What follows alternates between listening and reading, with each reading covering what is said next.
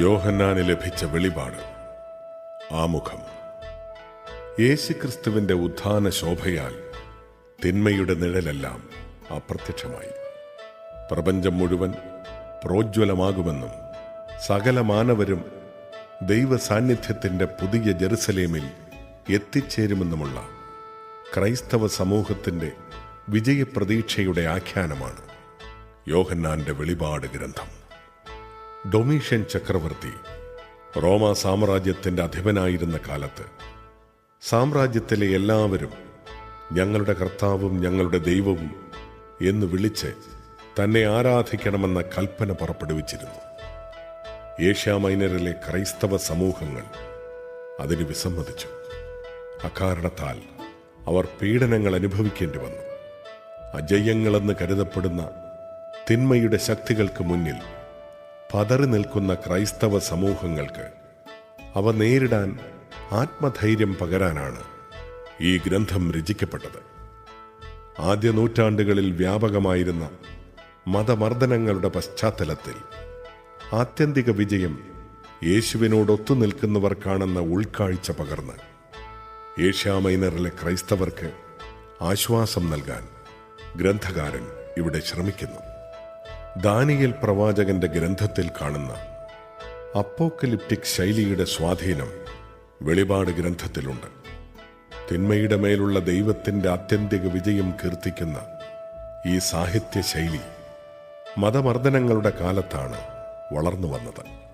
പഴയ നിയമ പ്രവചന ഗ്രന്ഥങ്ങളുടെ നിർണായക സ്വാധീനവും വെളിപാട് ഗ്രന്ഥത്തിലുണ്ട്.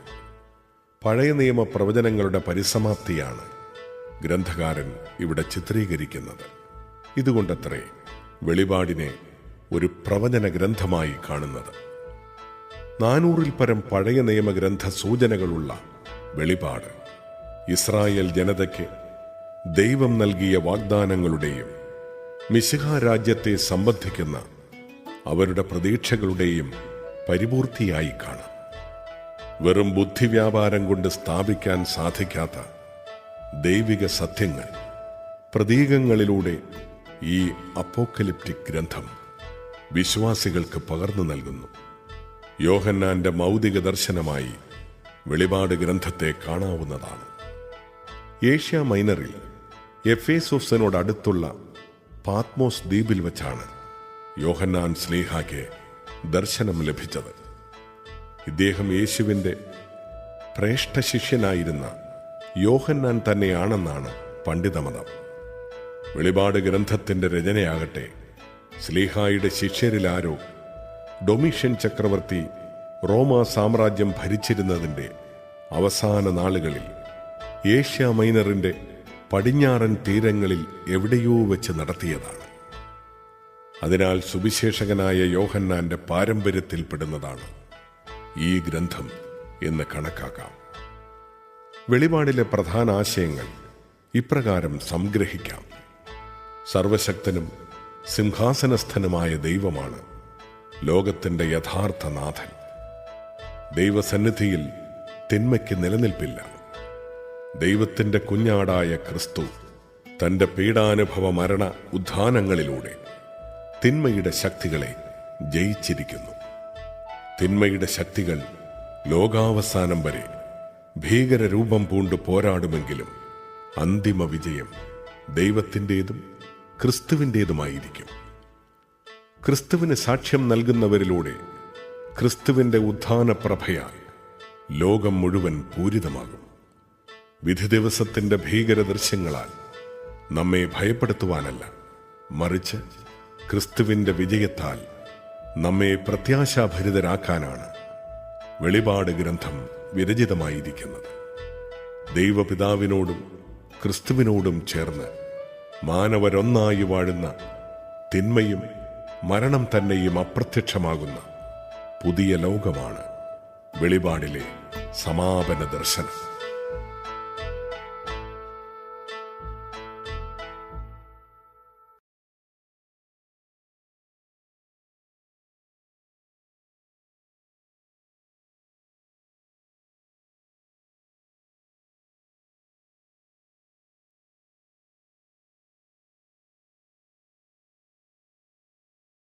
അധ്യായം 1. ആസന്ന ഭാവിയിൽ സംഭവിക്കാനിരിക്കുന്നവയെ തന്റെ ദാസന്മാർക്ക് വെളിപ്പെടുത്തുന്നതിനു വേണ്ടി ദൈവം യേശുക്രിസ്തുവിന് നൽകിയ വെളിപാട്. അവൻ തന്റെ ദൂതനെ അയച്ച് ദാസനായ യോഹന്നാന് ഇത് വെളിപ്പെടുത്തി. അവൻ ദൈവവചനത്തിനും യേശുക്രിസ്തുവിന്റെ വെളിപാടിനും താൻ കണ്ട സകലത്തിനും സാക്ഷ്യം നൽകി. ഈ പ്രവചനത്തിലെ വാക്കുകൾ വായിക്കുന്നവരും കേൾക്കുന്നവരും ഇതിൽ എഴുതപ്പെട്ടിരിക്കുന്നത് പാലിക്കുന്നവരും അനുഗ്രഹീതർ. എന്തെന്നാൽ സമയം അടുത്തിരിക്കുന്നു. യോഹന്നാൻ ഏഷ്യയിലുള്ള 7 സഭകൾക്ക് എഴുതുന്നത്: ആയിരിക്കുന്നവനും ആയിരുന്നവനും വരാനിരിക്കുന്നവനുമായവനിൽ നിന്നും അവന്റെ സിംഹാസന സന്നിധിയിലെ സപ്താത്മാക്കളിൽ നിന്നും വിശ്വസ്ത സാക്ഷിയും മൃതരിൽ നിന്നുള്ള ആദ്യജാതനും ഭൂമിയിലെ രാജാക്കന്മാരുടെ അധിപതിയുമായ യേശുക്രിസ്തുവിൽ നിന്നും നിങ്ങൾക്ക് കൃപയും സമാധാനവും. നമ്മെ സ്നേഹിക്കുകയും സ്വന്തം രക്തത്താൽ നമ്മെ പാപത്തിൽ നിന്ന് മോചിപ്പിക്കുകയും സ്വപിതാവായ ദൈവത്തിന്റെ രാജ്യവും പുരോഹിതരുമാക്കുകയും ചെയ്തവന് മഹത്വവും പ്രതാപവും എന്നേക്കുമുണ്ടായിരിക്കട്ടെ. ആമേൻ. ഇതാ അവൻ മേഘങ്ങളുടെ അകമ്പടിയോടെ ആഗതനാകുന്നു. ഓരോ മിഴിയും അവിടുത്തെ കാണും. അവനെ കുത്തിമുറിവേൽപ്പിച്ചവരും അവനെ പ്രതി മാറത്തടിച്ച് വിലപിക്കുന്ന ഭൂമിയിലെ സർവ്വഗോത്രങ്ങളും അവനെ ദർശിക്കും. ആമേൻ. ആയിരിക്കുന്നവനും ആയിരുന്നവനും വരാനിരിക്കുന്നവനും സർവശക്തനുമായ കർത്താവായ ദൈവം അരുളി ചെയ്യുന്നു: ഞാൻ ആദിയും അന്തവുമാണ്. നിങ്ങളുടെ സഹോദരനും പീഡകളിലും രാജ്യത്തിലും ക്ഷമാപൂർവമായ സഹനത്തിലും യേശുവിൽ നിങ്ങളോടൊപ്പം പങ്കുചേർന്നവനുമായ യോഹന്നാനായ ഞാൻ ദൈവവചനത്തെയും യേശുവിനെക്കുറിച്ച് നൽകിയ സാക്ഷ്യത്തെയും പ്രതി പാത്മോസ് എന്ന ദ്വീപിലായിരുന്നു. കർത്താവിന്റെ ദിനത്തിൽ ഞാൻ ആത്മാവിൽ ലയിച്ചിരിക്കെ കാഹളത്തിൻ്റേതുപോലുള്ള ഒരു വലിയ സ്വരം എന്റെ പിറകിൽ നിന്ന് കേട്ടു: നീ കാണുന്നത് ഒരു ഗ്രന്ഥത്തിൽ എഴുതി എഫേസോസ്, സ്മിർന, പെർഗാമോസ്, തിയത്തീറ, സാർദീസ്, ഫിലദൽഫിയ, ലവോദീക്യ എന്നീ 7 സ്ഥലങ്ങളിലെ സഭകൾക്കും അയച്ചു കൊടുക്കുക. എന്നോട് സംസാരിച്ച സ്വരം ശ്രദ്ധിക്കാൻ തിരിഞ്ഞു നോക്കിയപ്പോൾ സ്വർണനിർമ്മിതമായ 7 ദീപപീഠങ്ങൾ ഞാൻ കണ്ടു. ദീപപീഠങ്ങളുടെ മധ്യേ മനുഷ്യപുത്രനെ പോലുള്ള ഒരുവൻ. അവന് പാദം വരെ നീണ്ടുകിടക്കുന്ന മേലങ്കി, മാറോടടുത്ത് സ്വർണം കൊണ്ടുള്ള ഇടക്കച്ച. അവന്റെ ശിരസ് മുടിയുമാകട്ടെ വെൺമഞ്ഞു പോലെയും വെൺകമ്പിളി പോലെയും ധവളം. നയനങ്ങൾ തീജ്വാല പോലെ, പാദങ്ങൾ ചൂളയിലുരുകിയ പിച്ചള പോലെ, സ്വരം പെരുവെള്ളത്തിൻ്റെതുപോലെയും.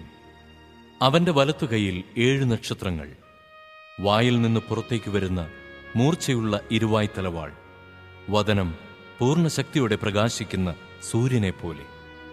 അവനെ കണ്ടപ്പോൾ ഞാൻ മരിച്ചവനെപ്പോലെ അവന്റെ കാൽക്കൽ വീണു. അപ്പോൾ അവൻ വലത്തുകൈ എന്റെ മേൽ വെച്ചുകൊണ്ട് പറഞ്ഞു: ഭയപ്പെടേണ്ട, ഞാനാണ് ആദിയും അന്തവും ജീവിക്കുന്നവനും. ഞാൻ മരിച്ചവനായിരുന്നു, എന്നാൽ ഇതാ ഞാൻ എന്നേക്കും ജീവിക്കുന്നു. മരണത്തിൻ്റെയും നരകത്തിൻ്റെയും താക്കോലുകൾ എൻ്റെ കയ്യിലുണ്ട്. അതുകൊണ്ട് ഇപ്പോൾ ഉള്ളവയും ഭാവിയിൽ സംഭവിക്കാനിരിക്കുന്നവയുമായി നീ ദർശനത്തിൽ കാണുന്ന സകലതും രേഖപ്പെടുത്തുക. എൻ്റെ വലത്തുകൈയിൽ നീ കാണുന്ന 7 നക്ഷത്രങ്ങളുടെയും 7 സ്വർണ്ണ ദീപപീഠങ്ങളുടെയും രഹസ്യം ഇതാണ്. 7 നക്ഷത്രങ്ങൾ 7 സഭകളുടെ ദൂതന്മാരുടെയും 7 ദീപപീഠങ്ങൾ 7 സഭകളുടെയും പ്രാതിനിധ്യം വഹിക്കുന്നു.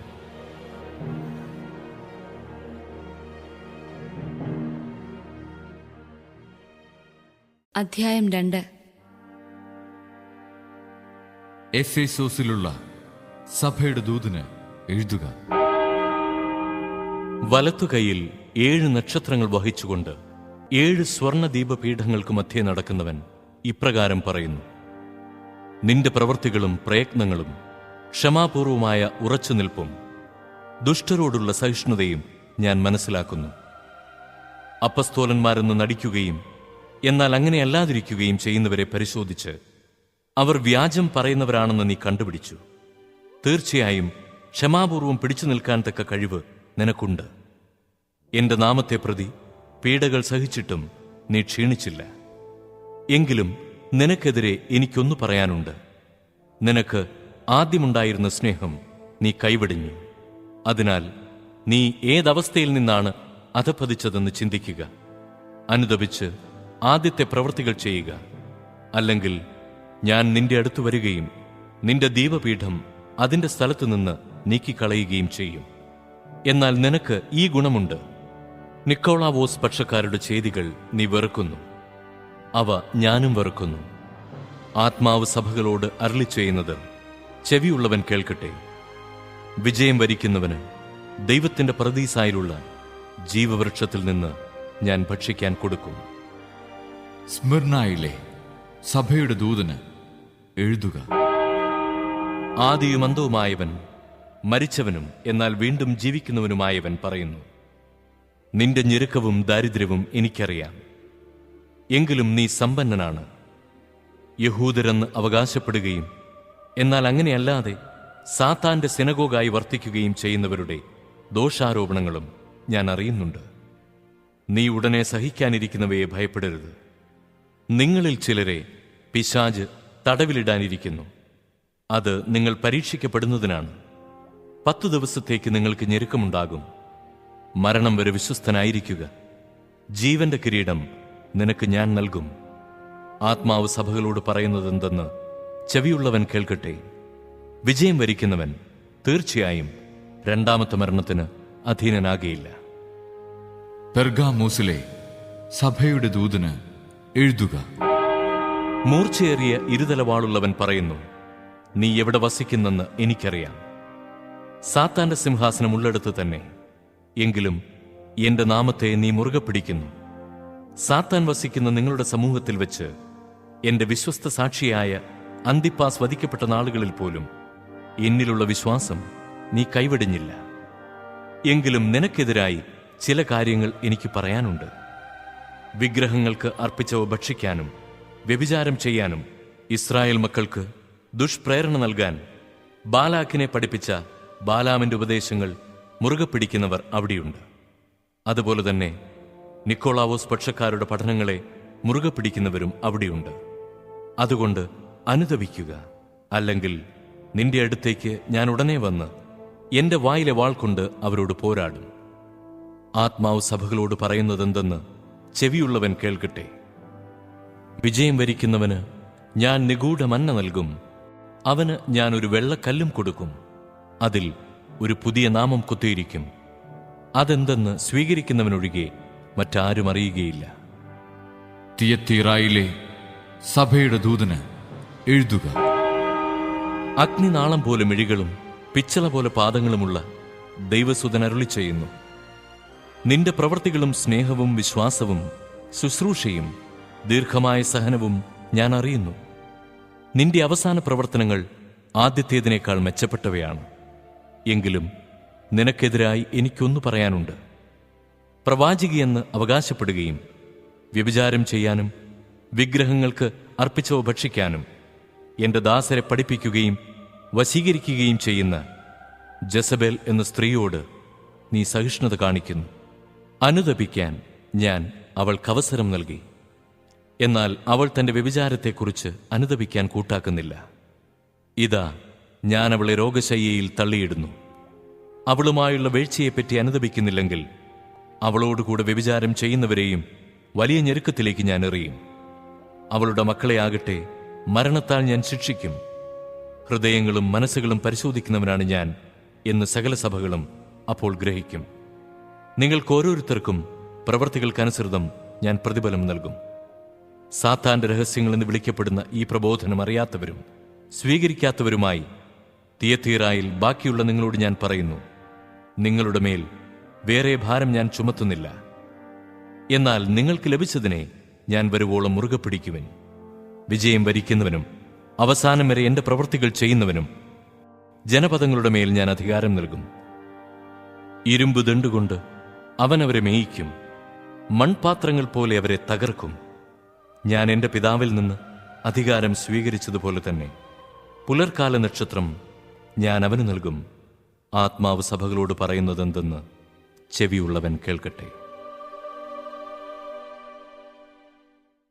അധ്യായം 3. സാർദീസിലെ സഭയുടെ ദൂതന് എഴുതുക. ദൈവത്തിന്റെ സപ്താത്മാക്കളും സപ്തതാരങ്ങളുമുള്ളവൻ പറയുന്നു, നിന്റെ ചെയ്തികൾ ഞാൻ അറിയുന്നു. ജീവിച്ചിരിക്കുന്നവൻ എന്നാണ് നിന്നെക്കുറിച്ച് പറയുന്നത്, പക്ഷേ നീ മൃതനാണ്. ഉണരുക, നിന്നിൽ ആസന്ന മരണമായി അവശേഷിക്കുന്നതിനെ ഉത്തേജിപ്പിക്കുക. എന്തെന്നാൽ എന്റെ ദൈവത്തിന്റെ മുമ്പിൽ നിന്റെ പ്രവൃത്തികൾ പൂർണ്ണമായും നിർവഹിക്കപ്പെട്ടതായി ഞാൻ കാണുന്നില്ല. അതുകൊണ്ട് നീ സ്വീകരിച്ചതും കേട്ടതും എന്തെന്നനുസ്മരിച്ച് അത് കാത്തു സൂക്ഷിക്കുകയും അനുതപിക്കുകയും ചെയ്യുക. നീ ഉണരുന്നില്ലെങ്കിൽ ഞാൻ കള്ളനെപ്പോലെ വരും. ഏത് സമയത്താണ് ഞാൻ നിന്നെ പിടികൂടുകയെന്ന് നീ അറിയുകയില്ല. എന്നാൽ വസ്ത്രങ്ങൾ മലിനമാക്കിയിട്ടില്ലാത്തവരായി കുറെ പേർ സാർദീസിൽ നിനക്കുണ്ട്. അവർ ധവളവസ്ത്രധാരികളായി എന്റെ കൂടെ നടക്കും. അവർ അതിന് യോഗ്യരാണ്. വിജയം വരിക്കുന്നവനെ വെള്ളവസ്ത്രം ധരിപ്പിക്കും. ജീവന്റെ പുസ്തകത്തിൽ നിന്ന് അവന്റെ നാമം ഞാൻ ഒരിക്കലും മായ്ച്ചു കളയുകയില്ല. എന്റെ പിതാവിൻ്റെയും അവിടുത്തെ ദൂതന്മാരുടെയും സന്നിധിയിൽ അവന്റെ നാമം ഞാൻ ഏറ്റുപറയും. ആത്മാവ് സഭകളോട് പറയുന്നതെന്തെന്ന് ചെവിയുള്ളവൻ കേൾക്കട്ടെ. ഫിലദൽഫിയയിലെ സഭയുടെ ദൂതന് എഴുതുക. പരിശുദ്ധനും സത്യവാനും ദാവീദിന്റെ താക്കോൽ കൈവശമുള്ളവനും മറ്റാർക്കും അടയ്ക്കാൻ കഴിയാത്തവണ്ണം തുറക്കുന്നവനും മറ്റാർക്കും തുറക്കാൻ കഴിയാത്ത വിധം അടയ്ക്കുന്നവനുമായവൻ പറയുന്നു, നിന്റെ പ്രവൃത്തികൾ ഞാൻ അറിയുന്നു. ഇതാ നിന്റെ മുമ്പിൽ ആർക്കും പൂട്ടാൻ കഴിയാത്ത വിധം തുറന്നു കിടക്കുന്ന ഒരു വാതിൽ ഞാൻ സ്ഥാപിച്ചിരിക്കുന്നു. നിന്റെ ശക്തി പരിമിതമാണ്, എങ്കിലും നീ എന്റെ വചനം കാത്തു, എന്റെ നാമം നിഷേധിച്ചതുമില്ല.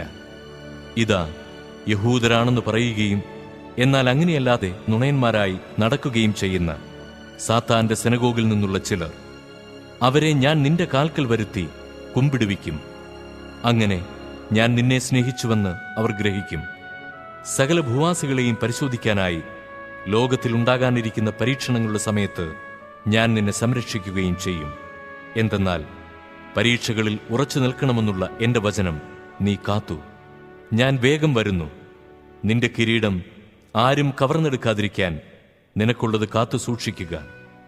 വിജയം വരിക്കുന്നവനെ ഞാൻ എന്റെ ദൈവത്തിന്റെ ആലയത്തിലെ ഒരു സ്തംഭമാക്കും.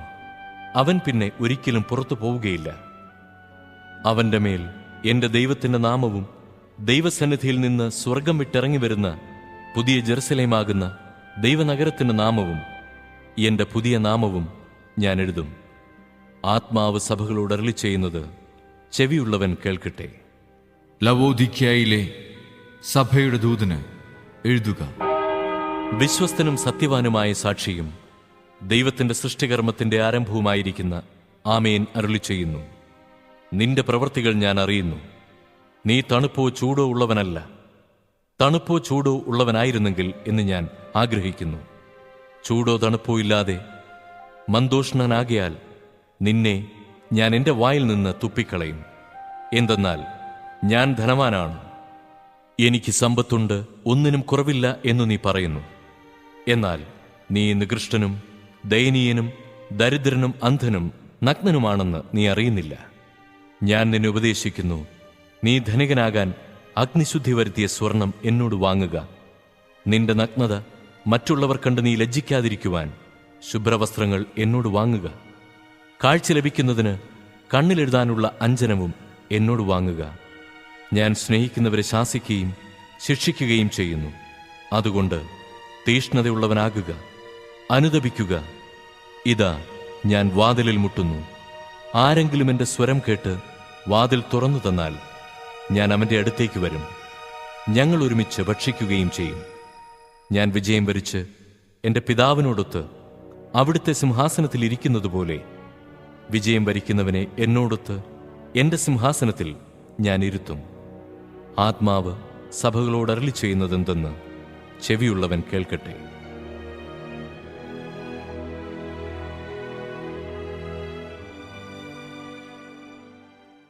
അധ്യായം 4. ഇതിനുശേഷം സ്വർഗത്തിൽ ഒരു തുറന്ന വാതിൽ ഞാൻ കണ്ടു. കാഹളധ്വനി പോലെ ഞാൻ ആദ്യം കേട്ട സ്വരം എന്നോട് പറഞ്ഞു, ഇങ്ങോട്ട് കയറി വരൂ. ഇനിയും സംഭവിക്കേണ്ടവ നിനക്ക് ഞാൻ കാണിച്ചു തരാം.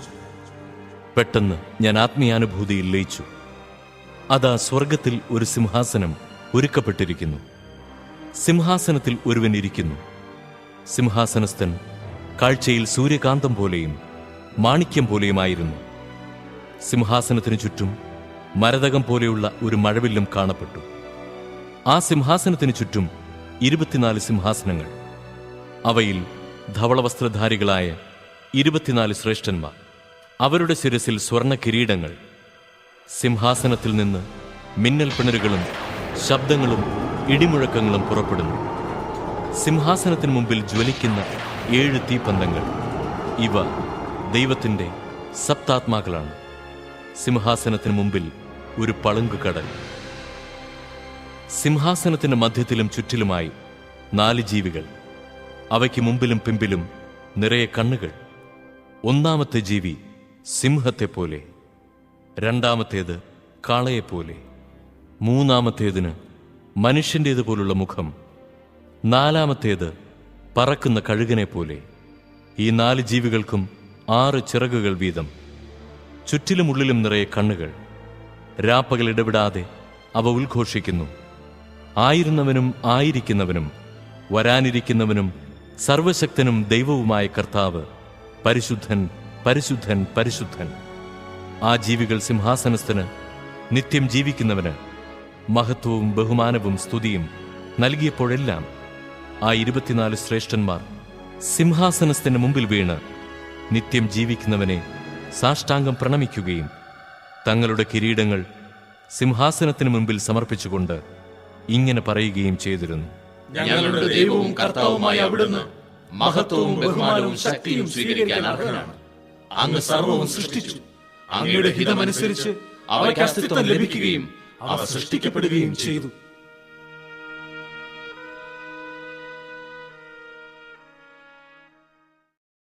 അധ്യായം 5. സിംഹാസനസ്ഥന്റെ വലത്തു കൈയിൽ അകത്തും പുറത്തും എഴുതപ്പെട്ടതും സപ്തമുദ്രകൾ പതിച്ചതുമായ ഒരു പുസ്തക ചുരുൾ ഞാൻ കണ്ടു. ശക്തനായ ഒരു ദൂതനെയും ഞാൻ കണ്ടു. അവൻ ഉച്ചസ്വരത്തിൽ വിളിച്ചു പറഞ്ഞു: ഈ ചുരുൾ നിവർത്താനും അതിന്റെ മുദ്രകൾ പൊട്ടിക്കാനും അർഹതയുള്ള ആരുണ്ട്? എന്നാൽ സ്വർഗത്തിലോ ഭൂമിയിലോ ഭൂമിക്കടിയിലോ ഉള്ള ആർക്കും ഈ ചുരുൾ നിവർക്കാനോ അതിലേക്ക് നോക്കാനോ കഴിഞ്ഞില്ല. ചുരുൾ നിവർക്കാനോ അതിലേക്ക് നോക്കാനോ യോഗ്യനായി ആരെയും കണ്ടെത്താഞ്ഞതിനാൽ ഞാൻ വളരെയേറെ കരഞ്ഞു. അപ്പോൾ ശ്രേഷ്ഠന്മാരിൽ ഒരാൾ എന്നോട് പറഞ്ഞു: കരയാതിരിക്കൂ. ഇതാ, യൂദാവംശത്തിൽ നിന്നുള്ള സിംഹവും ദാവീദിന്റെ വേരുമായവൻ വിജയിച്ചിരിക്കുന്നു. അവൻ ചുരുൾ നിവർക്കാനും സപ്തമുദ്രകൾ പൊട്ടിക്കാനും കഴിയും. അപ്പോൾ സിംഹാസനത്തിന്റെയും 4 ജീവികളുടെയും മധ്യേ ശ്രേഷ്ഠന്മാരുടെ നടുവിൽ കൊല്ലപ്പെട്ടതായി തോന്നുന്ന ഒരു കുഞ്ഞാട് നിൽക്കുന്നത് ഞാൻ കണ്ടു. അവന് 7 കൊമ്പുകളും 7 കണ്ണുകളുമുണ്ട്. ഈ കണ്ണുകൾ ലോകമെമ്പാടും അയക്കപ്പെട്ട ദൈവത്തിന്റെ സപ്താത്മാക്കളാണ്. അവൻ ചെന്ന് സിംഹാസനസ്ഥന്റെ വലത്തു കൈയിൽ നിന്ന് ചുരുൾ വാങ്ങി. അവനത് സ്വീകരിച്ചപ്പോൾ 4 ജീവികളും 24 ശ്രേഷ്ഠന്മാരും കുഞ്ഞാടിന്റെ മുമ്പിൽ സാഷ്ടാംഗം പ്രണമിച്ചു. ഓരോരുത്തരും വീണയും വിശുദ്ധരുടെ പ്രാർത്ഥനകളാകുന്ന പരിമളദ്രവ്യം നിറഞ്ഞ സ്വർണ്ണക്കലശങ്ങളും കയ്യിലേന്തിയിരുന്നു. അവർ ഒരു നവ്യഗാനം ആലപിച്ചു: പുസ്തക ചുരുൾ സ്വീകരിക്കാനും അതിന്റെ മുദ്രകൾ തുറക്കാനും നീ യോഗ്യനാണ്.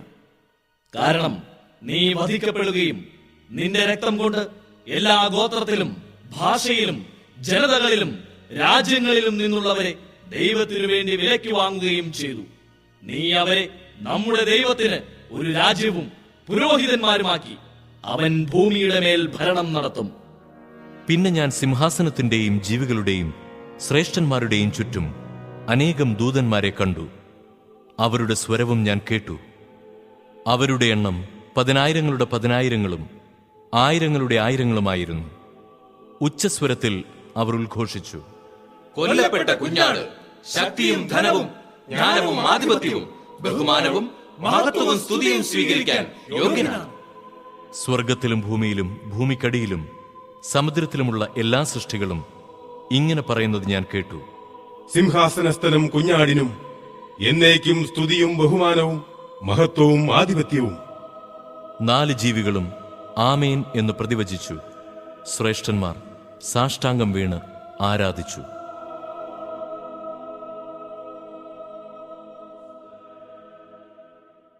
അധ്യായം 6. കുഞ്ഞാട് ആ 7 മുദ്രകളിൽ ഒന്ന് തുറന്നപ്പോൾ ഞാൻ നോക്കി. ആ 4 ജീവികളിലൊന്ന് ഇടിനാദം പോലെയുള്ള സ്വരത്തിൽ വരുക എന്ന് പറയുന്നത് ഞാൻ കേട്ടു. ഞാൻ ഒരു വെള്ള കുതിരയെ കണ്ടു. അതിന്റെ പുറത്ത് വില്ലുമായി ഇരിക്കുന്ന ഒരുവൻ. അവന് ഒരു കിരീടം നൽകപ്പെട്ടു. വിജയത്തിൽ നിന്ന് വിജയത്തിലേക്ക് അവൻ ജൈത്രയാത്ര ആരംഭിച്ചു. അവൻ 2ാമത്തെ മുദ്ര തുറന്നപ്പോൾ 2ാമത്തെ ജീവി വരുക എന്ന് പറയുന്നത് ഞാൻ കേട്ടു. അപ്പോൾ തീക്കനലിന്റെ നിറമുള്ള മറ്റൊരു കുതിര കടന്നു വന്നു. മനുഷ്യർ പരസ്പരം ഹിംസിക്കുമാറ് ഭൂമിയിൽ നിന്ന് സമാധാനം എടുത്തു കളയാൻ കുതിരപ്പുറത്തിരുന്നവന് അധികാരം നൽകപ്പെട്ടു. അവന് ഒരു വലിയ ഖഡ്ഗവും കൊടുത്തു. അവൻ 3ാമത്തെ മുദ്ര തുറന്നപ്പോൾ വരുക എന്ന് 3ാമത്തെ ജീവി പറയുന്നത് ഞാൻ കേട്ടു. നോക്കിയപ്പോൾ ഇതാ ഒരു കറുത്ത കുതിര. അതിന്റെ പുറത്തിരിക്കുന്നവന്റെ കയ്യിൽ ഒരു ത്രാസ്. ആ 4 ജീവികളുടെ മധ്യത്തിൽ നിന്ന് ഉണ്ടായ ഒരു ശബ്ദം പോലെ ഞാൻ കേട്ടു. ഒരു ദനാറയ്ക്ക് ഇടങ്ങഴി ഗോതമ്പ്, ഒരു ദനാറയ്ക്ക് 3 ഇടങ്ങഴി ബാർലി, എണ്ണയും വീഞ്ഞും നശിപ്പിച്ചു കളയരുത്. അവൻ 4ാമത്തെ മുദ്ര തുറന്നപ്പോൾ വരുക എന്ന് 4ാമത്തെ ജീവി പറയുന്നത് ഞാൻ കേട്ടു. ഞാൻ നോക്കി, ഇതാ വിളറിയ ഒരു കുതിര. അതിന്റെ പുറത്തിരിക്കുന്നവന് മരണം എന്നു പേര്. പാതാളം അവനെ പിന്തുടരുന്നു. വാളുകൊണ്ടും ക്ഷാമം കൊണ്ടും പകർച്ചവ്യാധി കൊണ്ടും ഭൂമിയിലെ വന്യമൃഗങ്ങളെ കൊണ്ടും സംഹാരം നടത്താൻ ഭൂമിയുടെ 4/1 അവർക്ക് അധികാരം ലഭിച്ചു. അവൻ 5ാമത്തെ മുദ്ര തുറന്നപ്പോൾ ദൈവവചനത്തെ പ്രതിയും തങ്ങളുടെ സാക്ഷ്യത്തെ പ്രതിയും വധിക്കപ്പെട്ടവരുടെ ആത്മാക്കളെ ബലിപീഠത്തിനു കീഴിൽ ഞാൻ കണ്ടു. വലിയ സ്വരത്തിൽ അവർ ഇങ്ങനെ വിളിച്ചു പറഞ്ഞു: പരിശുദ്ധനും സത്യവാനുമായ നാഥ, ഭൂമിയിൽ വസിക്കുന്നവരുടെ മേൽ ന്യായവിധി നടത്തി ഞങ്ങളുടെ രക്തത്തിന് പ്രതികാരം ചെയ്യാൻ അങ്ങ് എത്രത്തോളം വൈകും? അവർക്ക് ഓരോരുത്തർക്കും ധവളവസ്ത്രം നൽകപ്പെട്ടു. അവരെ പോലെ വധിക്കപ്പെടാനിരുന്ന സഹദാസരുടെയും സഹോദരരുടെയും എണ്ണം തികയുന്നതുവരെ അല്പസമയം കൂടി വിശ്രമിക്കാൻ അവർക്ക് നിർദ്ദേശം കിട്ടി. അവൻ 6ാമത്തെ മുദ്ര തുറന്നപ്പോൾ ഞാൻ നോക്കി. വലിയൊരു ഭൂകമ്പമുണ്ടായി. സൂര്യൻ കരിമ്പടം പോലെ കറുത്തു. ചന്ദ്രൻ ആകെ രക്തം പോലെയായി. കൊടുങ്കാറ്റിൽ ആടി ഉലയുന്ന അത്തിവൃക്ഷത്തിൽ നിന്ന് പച്ചക്കായ്കൾ പൊഴിയുന്നതുപോലെ ആകാശ നക്ഷത്രങ്ങൾ ഭൂമിയിൽ പതിച്ചു. ആകാശം തെറുത്തുമാറ്റിയ ചുരുൾ പോലെ അപ്രത്യക്ഷമായി. എല്ലാ പർവ്വതങ്ങളും ദ്വീപുകളും അവയുടെ സ്ഥാനങ്ങളിൽ നിന്ന് മാറ്റപ്പെട്ടു. ഭൂമിയിലെ രാജാക്കന്മാരും പ്രമുഖന്മാരും സൈന്യാധിപന്മാരും ധനികരും പ്രബലരും എല്ലാ അടിമകളും സ്വതന്ത്രരും ഗുഹകളിലും പാറക്കെട്ടുകളിലും ചെന്നൊളിച്ചു. അവർ മലകളോടും പാറകളോടും വിളിച്ചു പറഞ്ഞു: ഞങ്ങളുടെ മേൽ വന്നു വീഴുവിൻ! സിംഹാസനസ്ഥന്റെ ദൃഷ്ടിയിൽ നിന്നും കുഞ്ഞാടിന്റെ ക്രോധത്തിൽ നിന്നും ഞങ്ങളെ മറയ്ക്കുവിൻ! എന്തെന്നാൽ അവരുടെ ക്രോധത്തിന്റെ ഭീകരദിനം വന്നു കഴിഞ്ഞു. ചെറുത്തു നിൽക്കാൻ ആർക്കു കഴിയും? അധ്യായം 7. ഇതിനുശേഷം ഭൂമിയുടെ 4 കോണുകളിൽ 4 ദൂതന്മാർ നിൽക്കുന്നത് ഞാൻ കണ്ടു.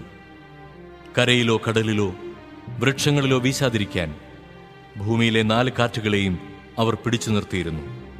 വേറൊരു ദൂതൻ ജീവിക്കുന്ന ദൈവത്തിന്റെ മുദ്രയുമായി സൂര്യൻ ഉദിക്കുന്ന ദിക്കിൽ നിന്ന് ഉയർന്നു വരുന്നത് ഞാൻ കണ്ടു. കരയ്ക്കും കടലിനും നാശം ചെയ്യാൻ അധികാരം നൽകപ്പെട്ട ആ 4 ദൂതന്മാരോട് അവൻ ഉറച്ച സ്വരത്തിൽ വിളിച്ചു പറഞ്ഞു: ഞങ്ങൾ നമ്മുടെ ദൈവത്തിന്റെ ദാസരുടെ നെറ്റിത്തടത്തിൽ മുദ്രകുത്തി തീരുവോളം നിങ്ങൾ കരയോ കടലോ വൃക്ഷങ്ങളോ നശിപ്പിക്കരുത്. മുദ്രിതരുടെ എണ്ണം ഞാൻ കേട്ടു.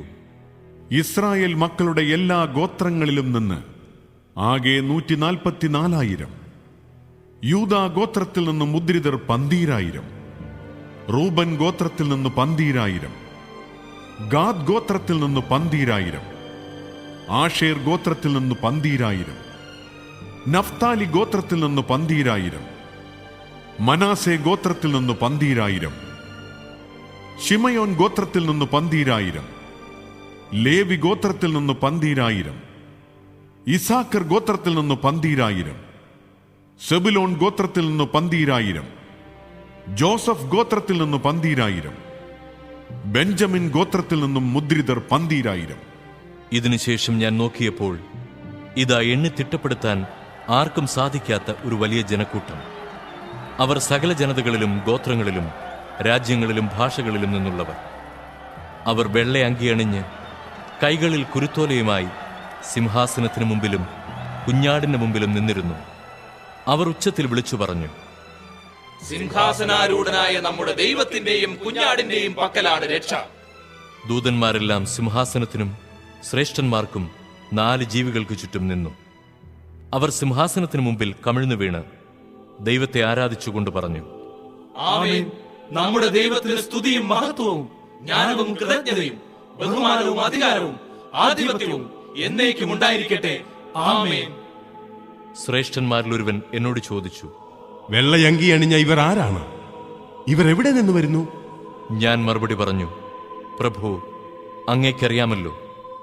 അപ്പോൾ അവൻ പറഞ്ഞു, ഇവരാണ് വലിയ ഞെരുക്കത്തിൽ നിന്ന് വന്നവർ, കുഞ്ഞാടിന്റെ രക്തത്തിൽ തങ്ങളുടെ വസ്ത്രങ്ങൾ കഴുകി വെളുപ്പിച്ചവർ. അതുകൊണ്ട് ഇവർ ദൈവത്തിന്റെ സിംഹാസനത്തിന് മുമ്പിൽ നിൽക്കുകയും അവിടുത്തെ ആലയത്തിൽ രാപകൽ അവിടുത്തെ ശുശ്രൂഷിക്കുകയും ചെയ്യുന്നു. സിംഹാസനസ്ഥൻ തന്റെ സാന്നിധ്യത്തിന്റെ കൂടാരത്തിൽ അവർക്ക് അഭയം നൽകും. ഇനിയൊരിക്കലും അവർക്ക് വിശക്കുകയോ ദാഹിക്കുകയോ ഇല്ല. വെയിലോ ചൂടോ അവരുടെ മേൽ പതിക്കുകയില്ല. എന്തെന്നാൽ സിംഹാസന മധ്യത്തിലിരിക്കുന്ന കുഞ്ഞാട് അവരെ മേയിക്കുകയും ജീവജലത്തിന്റെ ഉറവകളിലേക്ക് നയിക്കുകയും ചെയ്യും. ദൈവം അവരുടെ കണ്ണുകളിൽ നിന്ന് കണ്ണീർ തുടച്ചു നീക്കും. അധ്യായം 8. അവൻ 7-ാമത്തെ മുദ്ര പൊട്ടിച്ചപ്പോൾ അരമണിക്കൂറോളം സ്വർഗത്തിൽ നിശബ്ദതയുണ്ടായി. ദൈവസന്നിധിയിൽ നിന്നിരുന്ന 7 ദൂതന്മാരെ ഞാൻ കണ്ടു. അവർക്ക് 7 കാഹളങ്ങൾ നൽകപ്പെട്ടു. മറ്റൊരു ദൂതൻ സ്വർണം കൊണ്ടുള്ള ഒരു ധൂപകലശവുമായി ബലിപീഠത്തിന് മുമ്പിൽ വന്നു നിന്നു. സിംഹാസനത്തിന് മുമ്പിലുള്ള ബലിപീഠത്തിന്മേൽ എല്ലാ വിശുദ്ധരുടെയും പ്രാർത്ഥനയോടൊപ്പം അർപ്പിക്കാനായി ധാരാളം പരിമളദ്രവ്യം അവന് നൽകപ്പെട്ടു. ദൂതന്റെ കയ്യിൽ നിന്ന് പരിമളദ്രവ്യങ്ങളുടെ ധൂപം വിശുദ്ധരുടെ പ്രാർത്ഥനകളോടൊപ്പം ദൈവസന്നിധിയിലേക്ക് ഉയർന്നു. ദൂതൻ ധൂപകലശമെടുത്ത് ബലിപീഠത്തിലെ അഗ്നി കൊണ്ട് നിറച്ച് ഭൂമിയിലേക്കെറിഞ്ഞു. അപ്പോൾ ഇടിമുഴക്കങ്ങളും ഉച്ചഘോഷങ്ങളും മിന്നൽ പിണറുകളും ഭൂമികുലുക്കവും ഉണ്ടായി. 7 കാഹളങ്ങൾ പിടിച്ചിരുന്ന 7 ദൂതന്മാർ അവ ഊതാൻ തയ്യാറായി. 1-ാമൻ കാഹളം മുഴക്കി. അപ്പോൾ രക്തം കലർന്ന തീയും കന്മഴയും ഉണ്ടായി. അത് ഭൂമിയിൽ പതിച്ചു. ഭൂമിയുടെ 1/3 ഭാഗം വെന്തെരിഞ്ഞു. വൃക്ഷങ്ങളിൽ 1/3 കത്തിച്ചാമ്പലായി. പച്ചപ്പുല്ല് മുഴുവനും കത്തിയെരിഞ്ഞുപോയി. 2-ാമത്തെ ദൂതൻ കാഹളം മുഴക്കി. തീ പിടിച്ച വലിയ മല പോലെ എന്തോ ഒന്ന് കടലിലേക്ക് എറിയപ്പെട്ടു. അപ്പോൾ കടലിന്റെ 1/3 രക്തമായി. കടലിലെ ജീവജാലങ്ങളിൽ 1/3 ചത്തുപോയി. 1/3 ഭാഗം കപ്പലുകളും നശിപ്പിക്കപ്പെട്ടു. 3-ാമത്തെ ദൂതൻ കാഹളം മുഴക്കി. അപ്പോൾ പന്തം പോലെ കത്തുന്ന ഒരു വലിയ നക്ഷത്രം ആകാശത്തുനിന്ന് അടർന്ന് നദികളുടെ 1/3 നീരുറവകളിന്മേലും പതിച്ചു. ആ നക്ഷത്രത്തിന്റെ പേര് തിക്തകം. അത് വീണപ്പോൾ ജലത്തിന്റെ 1/3 തിക്തകമായി. ഈ ജലത്താൽ അനേകം പേർ മൃതിയടഞ്ഞു. കാരണം അത് കൈപ്പുള്ളതാക്കപ്പെട്ടിരുന്നു. 4-ാമത്തെ ദൂതൻ കാഹളം മുഴക്കി. അപ്പോൾ സൂര്യന്റെ 1/3 ചന്ദ്രന്റെ 1/3 നക്ഷത്രങ്ങളുടെ 1/3 തകർക്കപ്പെട്ടു. തന്മൂലം അവയുടെ 1/3 ഇരുണ്ടുപോയി. പകലിന്റെ 1/3 ഇരുണ്ടുപോയി. അതുപോലെ തന്നെ രാത്രിയുടെ 1/3. പിന്നെ മധ്യാകാശത്തിൽ പറക്കുന്ന ഒരു കഴുകനെ ഞാൻ കണ്ടു. വലിയ സ്വരത്തിൽ അത് ഇങ്ങനെ വിളിച്ചു പറയുന്നതും കേട്ടു. ഇനിയും കാഹളം മുഴക്കാനിരിക്കുന്ന 3 ദൂതന്മാരുടെ കാഹളധ്വനി മൂലം ഭൂവാസികൾക്ക് ദുരിതം, ദുരിതം, ദുരിതം. അധ്യായം 9. 5-ാമത്തെ ദൂതൻ കാഹളം മുഴക്കി. അപ്പോൾ ആകാശത്തുനിന്ന് ഭൂമിയിലേക്ക് ഒരു നക്ഷത്രം വീഴുന്നത് ഞാൻ കണ്ടു. പാതാളഗർത്തത്തിന്റെ താക്കോൽ അതിന് നൽകപ്പെട്ടു. അത് പാതാളഗർത്തം തുറന്നു. അവിടെ നിന്ന് വലിയ തീച്ചൂളയിൽ നിന്ന് എന്ന പോലെ പുക പൊങ്ങി. ആ പുക കൊണ്ട് സൂര്യനും അന്തരീക്ഷവും ഇരുണ്ടുപോയി. ആ പുകയിൽ നിന്ന് വെട്ടുക്കിളികൾ ഭൂമിയിലേക്ക് പുറപ്പെട്ടു വന്നു. ഭൂമിയിലെ തേളുകളുടേതുപോലുള്ള ശക്തി അവയ്ക്ക് നൽകപ്പെട്ടു. നെറ്റിയിൽ ദൈവത്തിന്റെ മുദ്രയില്ലാത്ത മനുഷ്യരെ അല്ലാതെ മറ്റാരെയും ഭൂമിയിലെ പുല്ലിനെയോ പച്ചച്ചെടികളെയോ വൃക്ഷങ്ങളെയോ ഉപദ്രവിക്കരുതെന്ന് അവയോട് കൽപ്പിച്ചു. മനുഷ്യരെ കൊല്ലാനല്ല, 5 മാസം പീഡിപ്പിച്ച് ഞെരുക്കാനാണ് അവയ്ക്ക് അനുവാദം നൽകപ്പെട്ടത്. അവരുടെ പീഡനമാകട്ടെ തേള് കുത്തുമ്പോഴത്തേതുപോലെ തന്നെ. ആ നാളുകളിൽ മനുഷ്യർ മരണത്തെ തേടും, പക്ഷെ കണ്ടെത്തുകയില്ല.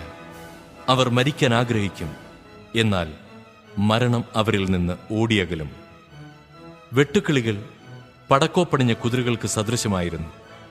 അവയുടെ തലയിൽ സ്വർണ്ണ കിരീടം പോലെ എന്തോ ഒന്ന്, മുഖം മനുഷ്യമുഖം പോലെയും. അവയ്ക്ക് സ്ത്രീകളുടേതുപോലുള്ള തലമുടി, സിംഹങ്ങളുടേതുപോലുള്ള പല്ലുകൾ, ഇരുമ്പ് കവചങ്ങൾ പോലുള്ള ശൽക്കങ്ങൾ. അവയുടെ ചിറകുകളുടെ ശബ്ദം പോർക്കളത്തിലേക്ക് പായുന്ന അനേകം അശ്വരഥങ്ങളുടെ ശബ്ദം പോലെ. അവയ്ക്ക് തേളുകളുടേതുപോലെ വാലും വിഷമുള്ളുമുണ്ടായിരുന്നു. ഈ വാലുകളിൽ 5 മാസത്തേക്ക് മനുഷ്യരെ പീഡിപ്പിക്കാൻ പോന്ന ശക്തിയുമുണ്ടായിരുന്നു. പാതാളത്തിന്റെ ദൂതനാണ് അവയുടെ രാജാവ്. അവന്റെ പേര് ഹെബ്രായ ഭാഷയിൽ അബദോൻ, ഗ്രീക്ക് ഭാഷയിൽ അപ്പോളിയോൻ. 1-ാമത്തെ ദുരിതം കടന്നുപോയി. 2 ദുരിതങ്ങൾ കൂടി ഇനിയും വരാനിരിക്കുന്നു. 6-ാമത്തെ ദൂതൻ കാഹളം മുഴക്കി. അപ്പോൾ ദൈവസന്നിധിയിലുള്ള സുവർണ ബലിപീഠത്തിന്റെ 4 വളർകോണുകളിൽ നിന്ന് ഒരു സ്വരം ഞാൻ കേട്ടു. അത് കാഹളം പിടിച്ചിരുന്ന 6-ാമത്തെ ദൂതനോട് പറഞ്ഞു, യൂഫ്രട്ടീസ് വൻനദിയുടെ കരയിൽ ബന്ധിതരായി കഴിയുന്ന 4 ദൂതന്മാരെ അഴിച്ചുവിടുക. ആ 4 ദൂതന്മാരും വിമോചിതരായി. അവർ മനുഷ്യരിൽ 1/3 ഭാഗത്തെ കൊന്നൊടുക്കാൻ നിശ്ചയിക്കപ്പെട്ടിരുന്ന മണിക്കൂറിനും ദിവസത്തിനും മാസത്തിനും വർഷത്തിനും വേണ്ടി തയ്യാറാക്കി നിർത്തിയിരുന്നവരാണ്. ഞാൻ കുതിരപ്പടയുടെ എണ്ണം കേട്ടു. 10,000ങ്ങളുടെ 20,000 മടങ്ങ്. ഞാൻ ദർശനത്തിൽ കുതിരകളെയും അവയുടെ പുറത്തിരുന്നവരെയും കണ്ടു. അവർക്ക് തീയുടെയും ഇന്ദ്രനീലക്കല്ലിന്റെയും ഗന്ധകത്തിന്റെയും നിറമുള്ള കവചങ്ങളുണ്ടായിരുന്നു. കുതിരകളുടെ തലകൾ സിംഹങ്ങളുടെ തല പോലെ. അവയുടെ വായിൽ നിന്ന് തീയും പുകയും ഗന്ധകവും പുറപ്പെട്ടിരുന്നു.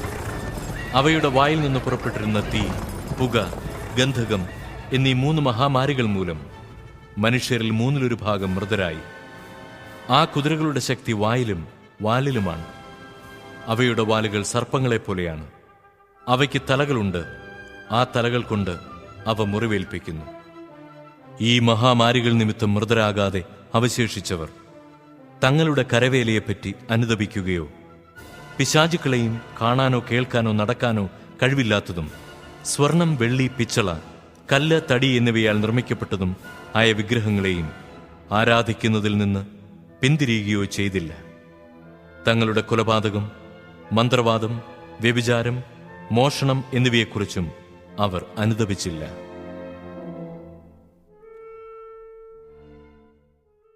അധ്യായം 10.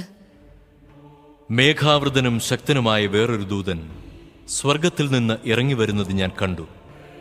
അവന്റെ ശിരസിനു മീതെ മഴവില്ല്, മുഖം സൂര്യനെ പോലെ, പാദങ്ങൾ അഗ്നിസ്തംഭങ്ങൾ പോലെയും.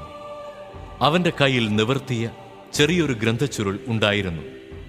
അവൻ വലത്തുകാൽ കടലിലും ഇടത്തുകാൽ കരയിലും ഉറപ്പിച്ചു. സിംഹഗർജനം പോലെ ഭയങ്കര സ്വരത്തിൽ അവൻ വിളിച്ചു പറഞ്ഞു.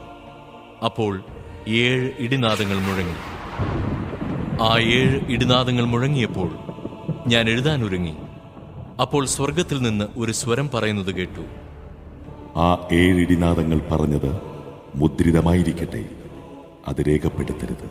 കടലിലും കരയിലും നിലയുറപ്പിച്ചവനായി ഞാൻ കണ്ട ദൂതൻ വലതുകൈ സ്വർഗത്തിലേക്ക് ഉയർത്തി. ആകാശവും അതിലുള്ളവയും ഭൂമിയും അതിലുള്ളവയും സമുദ്രവും അതിലുള്ളവയും സൃഷ്ടിച്ച് നിത്യം ജീവിക്കുന്നവന്റെ നാമത്തിൽ ആണയിട്ടു. ഇനി കാലവിളംബമുണ്ടാവുകയില്ല. 7-ാമത്തെ ദൂതൻ മുഴക്കാനിരിക്കുന്ന കാഹളധ്വനിയുടെ ദിവസങ്ങളിൽ തന്റെ ദാസരായ പ്രവാചകന്മാരെ ദൈവം അറിയിച്ച രഹസ്യം നിവൃത്തിയാകും. സ്വർഗത്തിൽ നിന്ന് ഞാൻ കേട്ട സ്വരം വീണ്ടും എന്നോട് പറഞ്ഞു, നീ പോയി കടലിലും കരയിലും നിലയുറപ്പിച്ചിരിക്കുന്ന ദൂതന്റെ കയ്യിൽ നിന്ന് ആ നിവർത്തിയ ചുരുൾ വാങ്ങുക. ഞാൻ ദൂതന്റെ അടുത്ത് ചെന്ന് ആ ചെറിയ ചുരുൾ ചോദിച്ചു. അവൻ പറഞ്ഞു, ഇതെടുത്ത് വിഴുങ്ങുക. നിന്റെ ഉദരത്തിൽ ഇത് കയ്പായിരിക്കും, എന്നാൽ വായിൽ തേൻ പോലെ മധുരിക്കും. ഞാൻ ദൂതന്റെ കയ്യിൽ നിന്ന് ചുരുൾ വാങ്ങി വിഴുങ്ങി. അത് എന്റെ വായിൽ തേൻ പോലെ മധുരിച്ചു. എന്നാൽ വിഴുങ്ങിയപ്പോൾ ഉദരത്തിൽ അത് കയ്പായി മാറി. വീണ്ടും ഞാൻ കേട്ടു, നീ ഇനിയും അനേകം ജനതകളെയും രാജ്യങ്ങളെയും ഭാഷകളെയും രാജാക്കന്മാരെയും കുറിച്ച് പ്രവചിക്കണം.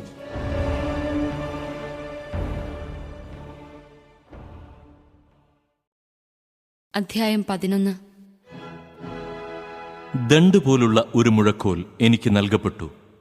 ഞാൻ ഇങ്ങനെ കേൾക്കുകയും ചെയ്തു, നീ എഴുന്നേറ്റ് ദൈവത്തിന്റെ ആലയത്തെയും ബലിപീഠത്തെയും അവിടെ ആരാധിക്കുന്നവരെയും അളക്കുക. ദേവാലയത്തിന്റെ മുറ്റം അളക്കേണ്ട, കാരണം അത് ജനതകൾക്ക് നൽകപ്പെട്ടതാണ്. 42 മാസം അവർ വിശുദ്ധ നഗരത്തെ ചവിട്ടിമെതിക്കും. ചാക്കുടുത്ത് 1260 ദിവസം പ്രവചിക്കാൻ ഞാൻ എന്റെ 2 സാക്ഷികൾക്ക് അനുവാദം കൊടുക്കും. അവർ ഭൂമിയുടെ നാഥന്റെ മുൻപിൽ നിൽക്കുന്ന 2 ഒലിവ് മരങ്ങളും 2 ദീപപീഠങ്ങളുമാണ്. ആരെങ്കിലും അവരെ ഉപദ്രവിക്കാൻ ഇച്ഛിച്ചാൽ അവരുടെ വായിൽ നിന്ന് അഗ്നി പുറപ്പെട്ട് ശത്രുക്കളെ ദഹിപ്പിച്ചു കളയും.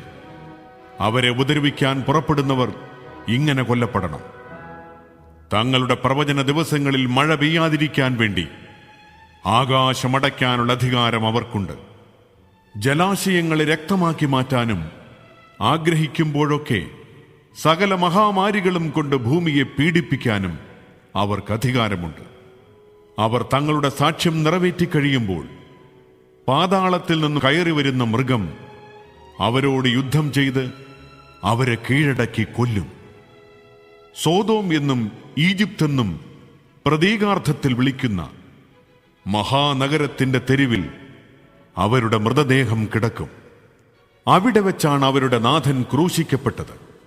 ജനതകളിലും ഗോത്രങ്ങളിലും ഭാഷകളിലും രാജ്യങ്ങളിലും നിന്നുള്ളവർ 3.5 ദിവസം അവരുടെ മൃതദേഹങ്ങൾ നോക്കി നിൽക്കും. മൃതദേഹങ്ങൾ സംസ്കരിക്കാൻ അവർ അനുവദിക്കുകയില്ല. ഭൂവാസികൾ അവരെക്കുറിച്ച് സന്തോഷിക്കും. ആഹ്ലാദം പ്രകടിപ്പിച്ച് അവർ അന്യോന്യം സമ്മാനങ്ങൾ കൈമാറും. കാരണം ഇവരാണ് ഭൂമിയിൽ വസിക്കുന്നവരെ പീഡിപ്പിച്ചിരുന്ന 2 പ്രവാചകന്മാർ.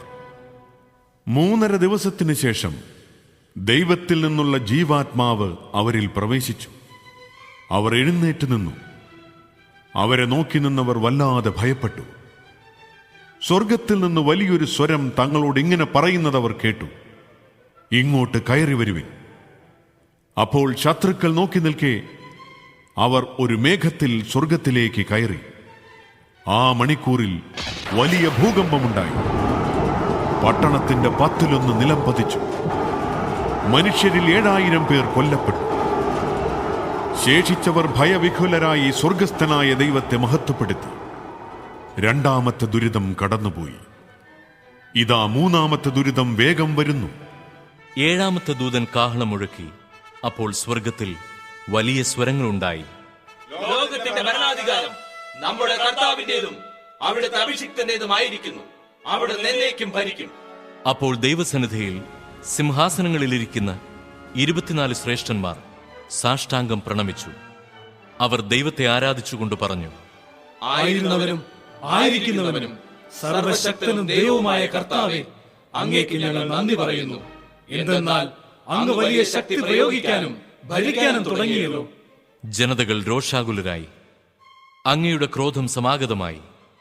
മരിച്ചവരെ വിധിക്കാനും അങ്ങയുടെ ദാസരായ പ്രവാചകന്മാർക്കും വിശുദ്ധർക്കും അങ്ങയുടെ നാമത്തെ ഭയപ്പെടുന്ന ചെറിയവർക്കും വലിയവർക്കും പ്രതിഫലം നൽകാനും ഭൂമിയെ നശിപ്പിക്കുന്നവരെ ഉന്മൂലനം ചെയ്യാനുമുള്ള സമയവും സമാഗതമായി.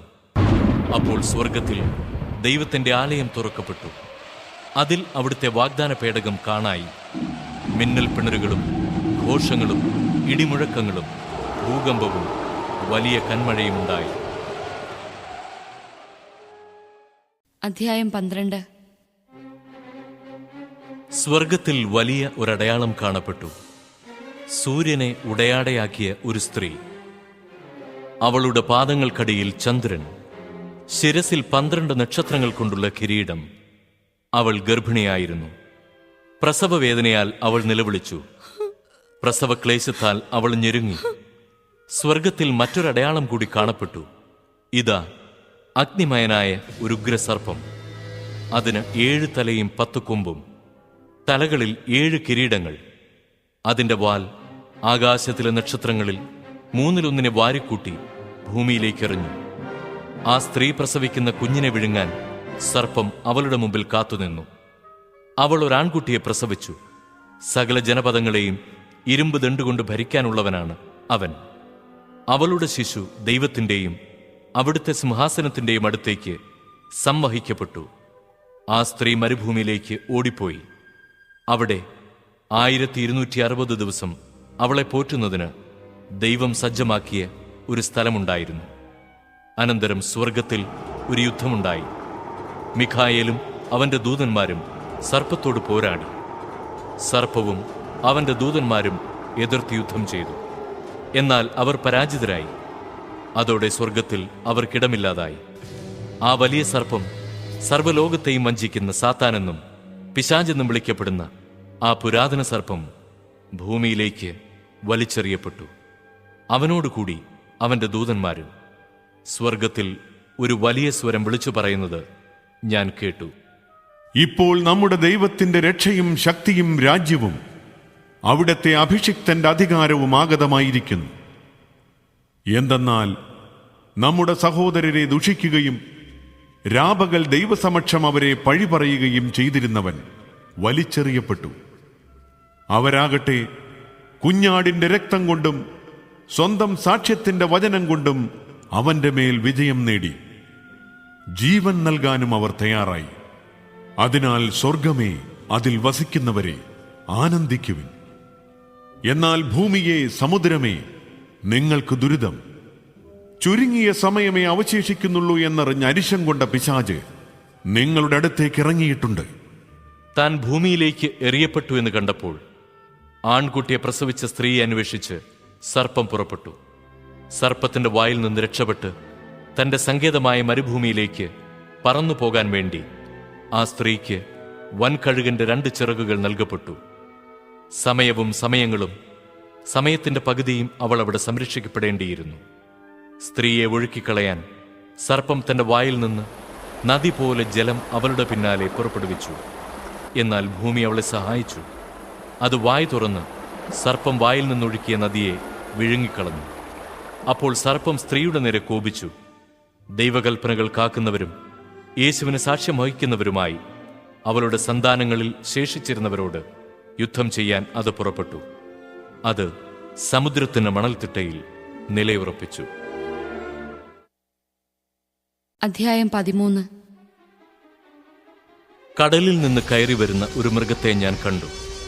അതിന് 10 കൊമ്പും 7 തലയും, കൊമ്പുകളിൽ 10 രത്നങ്ങളും, തലകളിൽ ദൈവദൂഷണപരമായ ഒരു നാമവും ഉണ്ടായിരുന്നു. ഞാൻ കണ്ട മൃഗം പുള്ളിപ്പുലിയെ പോലിരുന്നു. അതിന്റെ കാലുകൾ കരടിയുടേതുപോലെ, വായ് സിംഹത്തിൻ്റെതുപോലെയും. സർപ്പം തന്റെ ശക്തിയും സിംഹാസനവും വലിയ അധികാരവും അതിനു കൊടുത്തു. അതിന്റെ തലകളിലൊന്ന് മാരകമായി മുറിപ്പെട്ടതുപോലെ തോന്നി. എങ്കിലും മരണകരമായ ആ മുറിവ് സുഖമാക്കപ്പെട്ടു.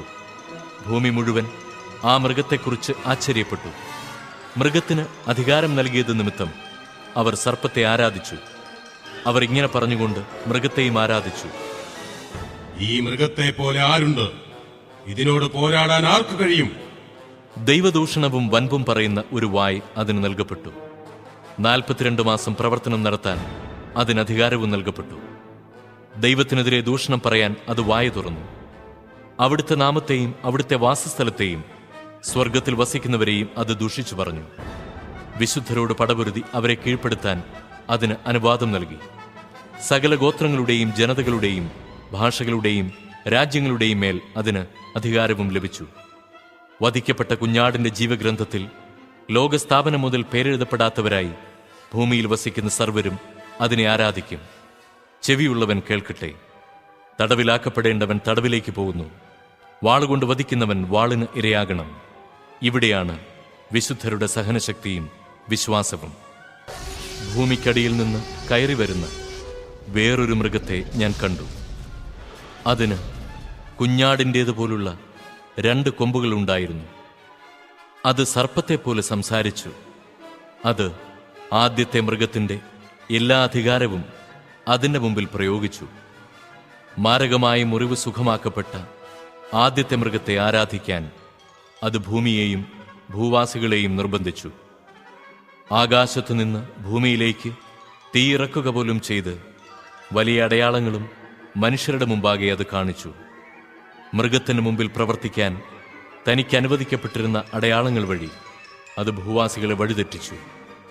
വാളുകൊണ്ട് മുറിവേറ്റിട്ടും ജീവൻ നഷ്ടപ്പെടാതിരുന്ന മൃഗത്തിന്റെ പ്രതിമയുണ്ടാക്കാൻ അത് ഭൂവാസികളോട് നിർദ്ദേശിച്ചു. മൃഗത്തിന്റെ പ്രതിമയ്ക്ക് ജീവശ്വാസം പകരാൻ അതിന് അനുവാദം കൊടുക്കപ്പെട്ടു. പ്രതിമയ്ക്ക് സംസാരശക്തി ലഭിക്കാനും പ്രതിമയെ ആരാധിക്കാത്തവരെ കൊല്ലിക്കാനും വേണ്ടിയായിരുന്നു അത്. ചെറിയവരും വലിയവരും, ധനികരും ദരിദ്രരും, സ്വതന്ത്രരും അടിമകളുമായ എല്ലാവരുടെയും വലത്തു കൈയിലോ നെറ്റിയിലോ മുദ്ര കുത്തണമെന്ന് അത് നിർബന്ധിച്ചു. മൃഗത്തിന്റെ നാമമോ നാമത്തിന്റെ സംഖ്യയോ മുദ്രയടിക്കപ്പെടാത്തവർക്ക് കൊടുക്കൽ വാങ്ങൽ അസാധ്യമാക്കാൻ വേണ്ടിയായിരുന്നു അത്. ഇവിടെയാണ് ജ്ഞാനം ആവശ്യമായിരിക്കുന്നത്. ബുദ്ധിയുള്ളവൻ മൃഗത്തിന്റെ സംഖ്യ കണക്കുകൂട്ടട്ടെ. അത് ഒരു മനുഷ്യന്റെ സംഖ്യയാണ്. ആ സംഖ്യ 666.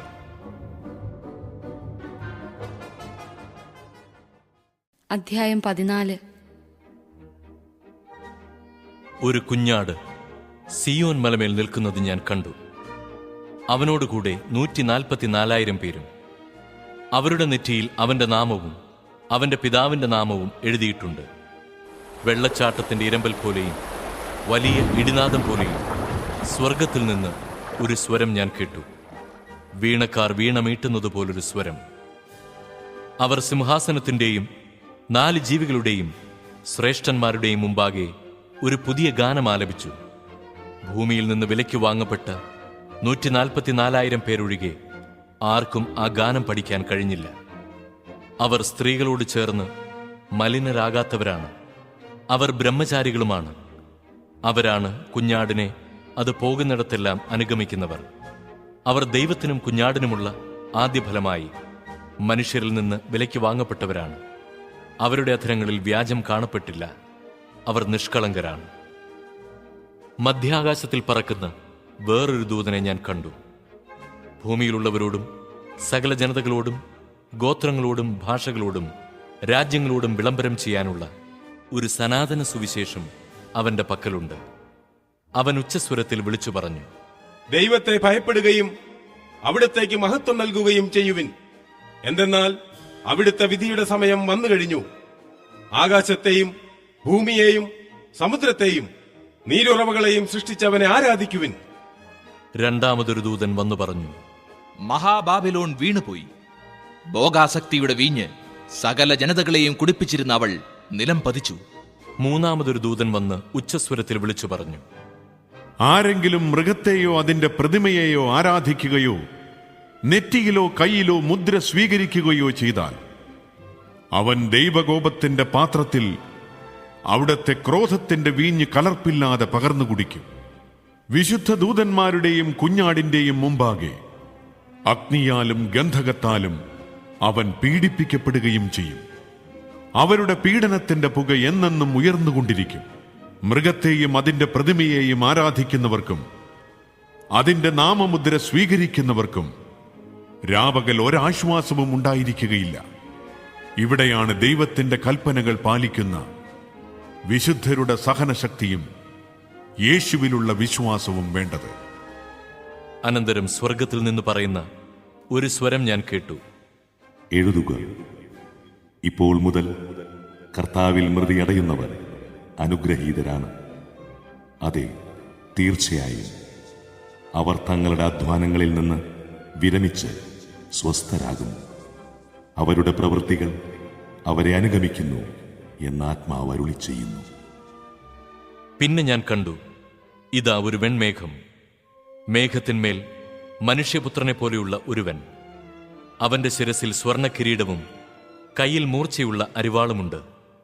ദേവാലയത്തിൽ നിന്ന് മറ്റൊരു ദൂതൻ പുറത്തുവന്ന് മേഘത്തിന്മേൽ ഇരിക്കുന്നവനോട് ഉച്ചസ്വരത്തിൽ വിളിച്ചു പറഞ്ഞു, അരിവാളെടുത്ത് കൊയ്യുക, കൊയ്ത്തിന് കാലമായി, ഭൂമിയിലെ വിളവ് പാകമായി കഴിഞ്ഞു. അപ്പോൾ മേഘത്തിൽ ഇരിക്കുന്നവൻ തന്റെ അരിവാൾ ഭൂമിയിലേക്ക് എറിയുകയും ഭൂമി കൊയ്യപ്പെടുകയും ചെയ്തു. സ്വർഗത്തിലെ ദേവാലയത്തിൽ നിന്ന് മൂർച്ചയുള്ള ഒരു അരിവാളുമായി മറ്റൊരു ദൂതൻ ഇറങ്ങി വന്നു. വേറൊരു ദൂതൻ ബലിപീഠത്തിൽ നിന്ന് പുറത്തു വന്നു. അവന് അഗ്നിയുടെ മേൽ അധികാരമുണ്ടായിരുന്നു. മൂർച്ചയുള്ള അരിവാളുള്ളവനോട് അവൻ ഉച്ചസ്വരത്തിൽ വിളിച്ചു പറഞ്ഞു, നിന്റെ അരിവാളിറക്കി ഭൂമിയിലെ മുന്തിരിക്കുലകൾ ശേഖരിക്കുക, മുന്തിരിപ്പഴം പാകമായിരിക്കുന്നു. അപ്പോൾ ദൂതൻ അരിവാൾ ഭൂമിയിലേക്കെറിഞ്ഞു. ഭൂമിയിലെ മുന്തിരിവിള ശേഖരിച്ച് ദൈവത്തിന്റെ ക്രോധമാകുന്ന വലിയ മുന്തിരിച്ചക്കിലിട്ടു. പട്ടണത്തിന് വെളിയിലുള്ള ചക്കിലിട്ട് മുന്തിരിപ്പഴമാട്ടി. ചക്കിൽ നിന്ന് കുതിരകളുടെ കടിഞ്ഞാൺ വരെ ഉയരത്തിൽ 1600 സ്ഥാദിയോൺ നീളത്തിൽ രക്തപ്രവാഹമുണ്ടായി.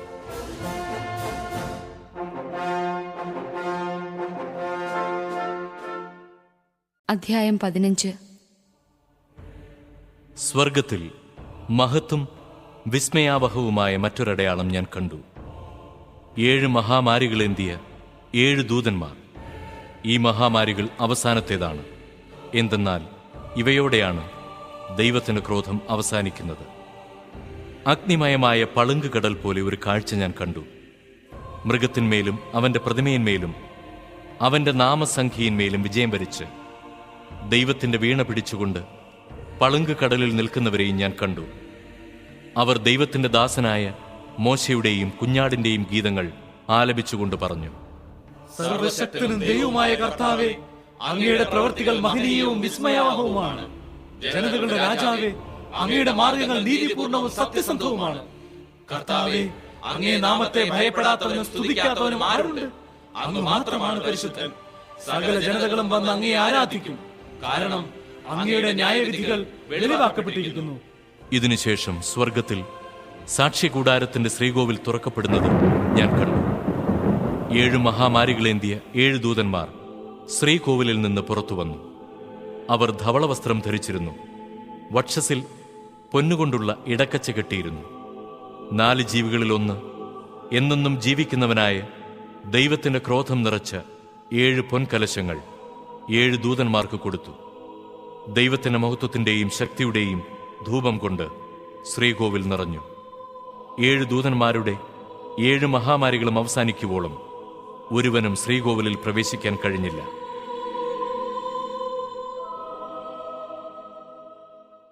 അധ്യായം 16.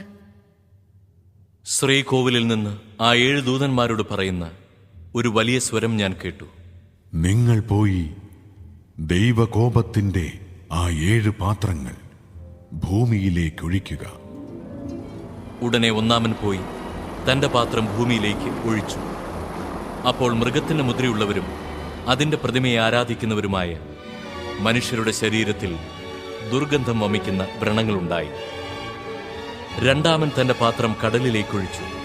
അപ്പോൾ കടൽ മരിച്ചവന്റെ രക്തം പോലെയായി. കടലിലെ സർവ്വജീവികളും ചത്തുപോയി.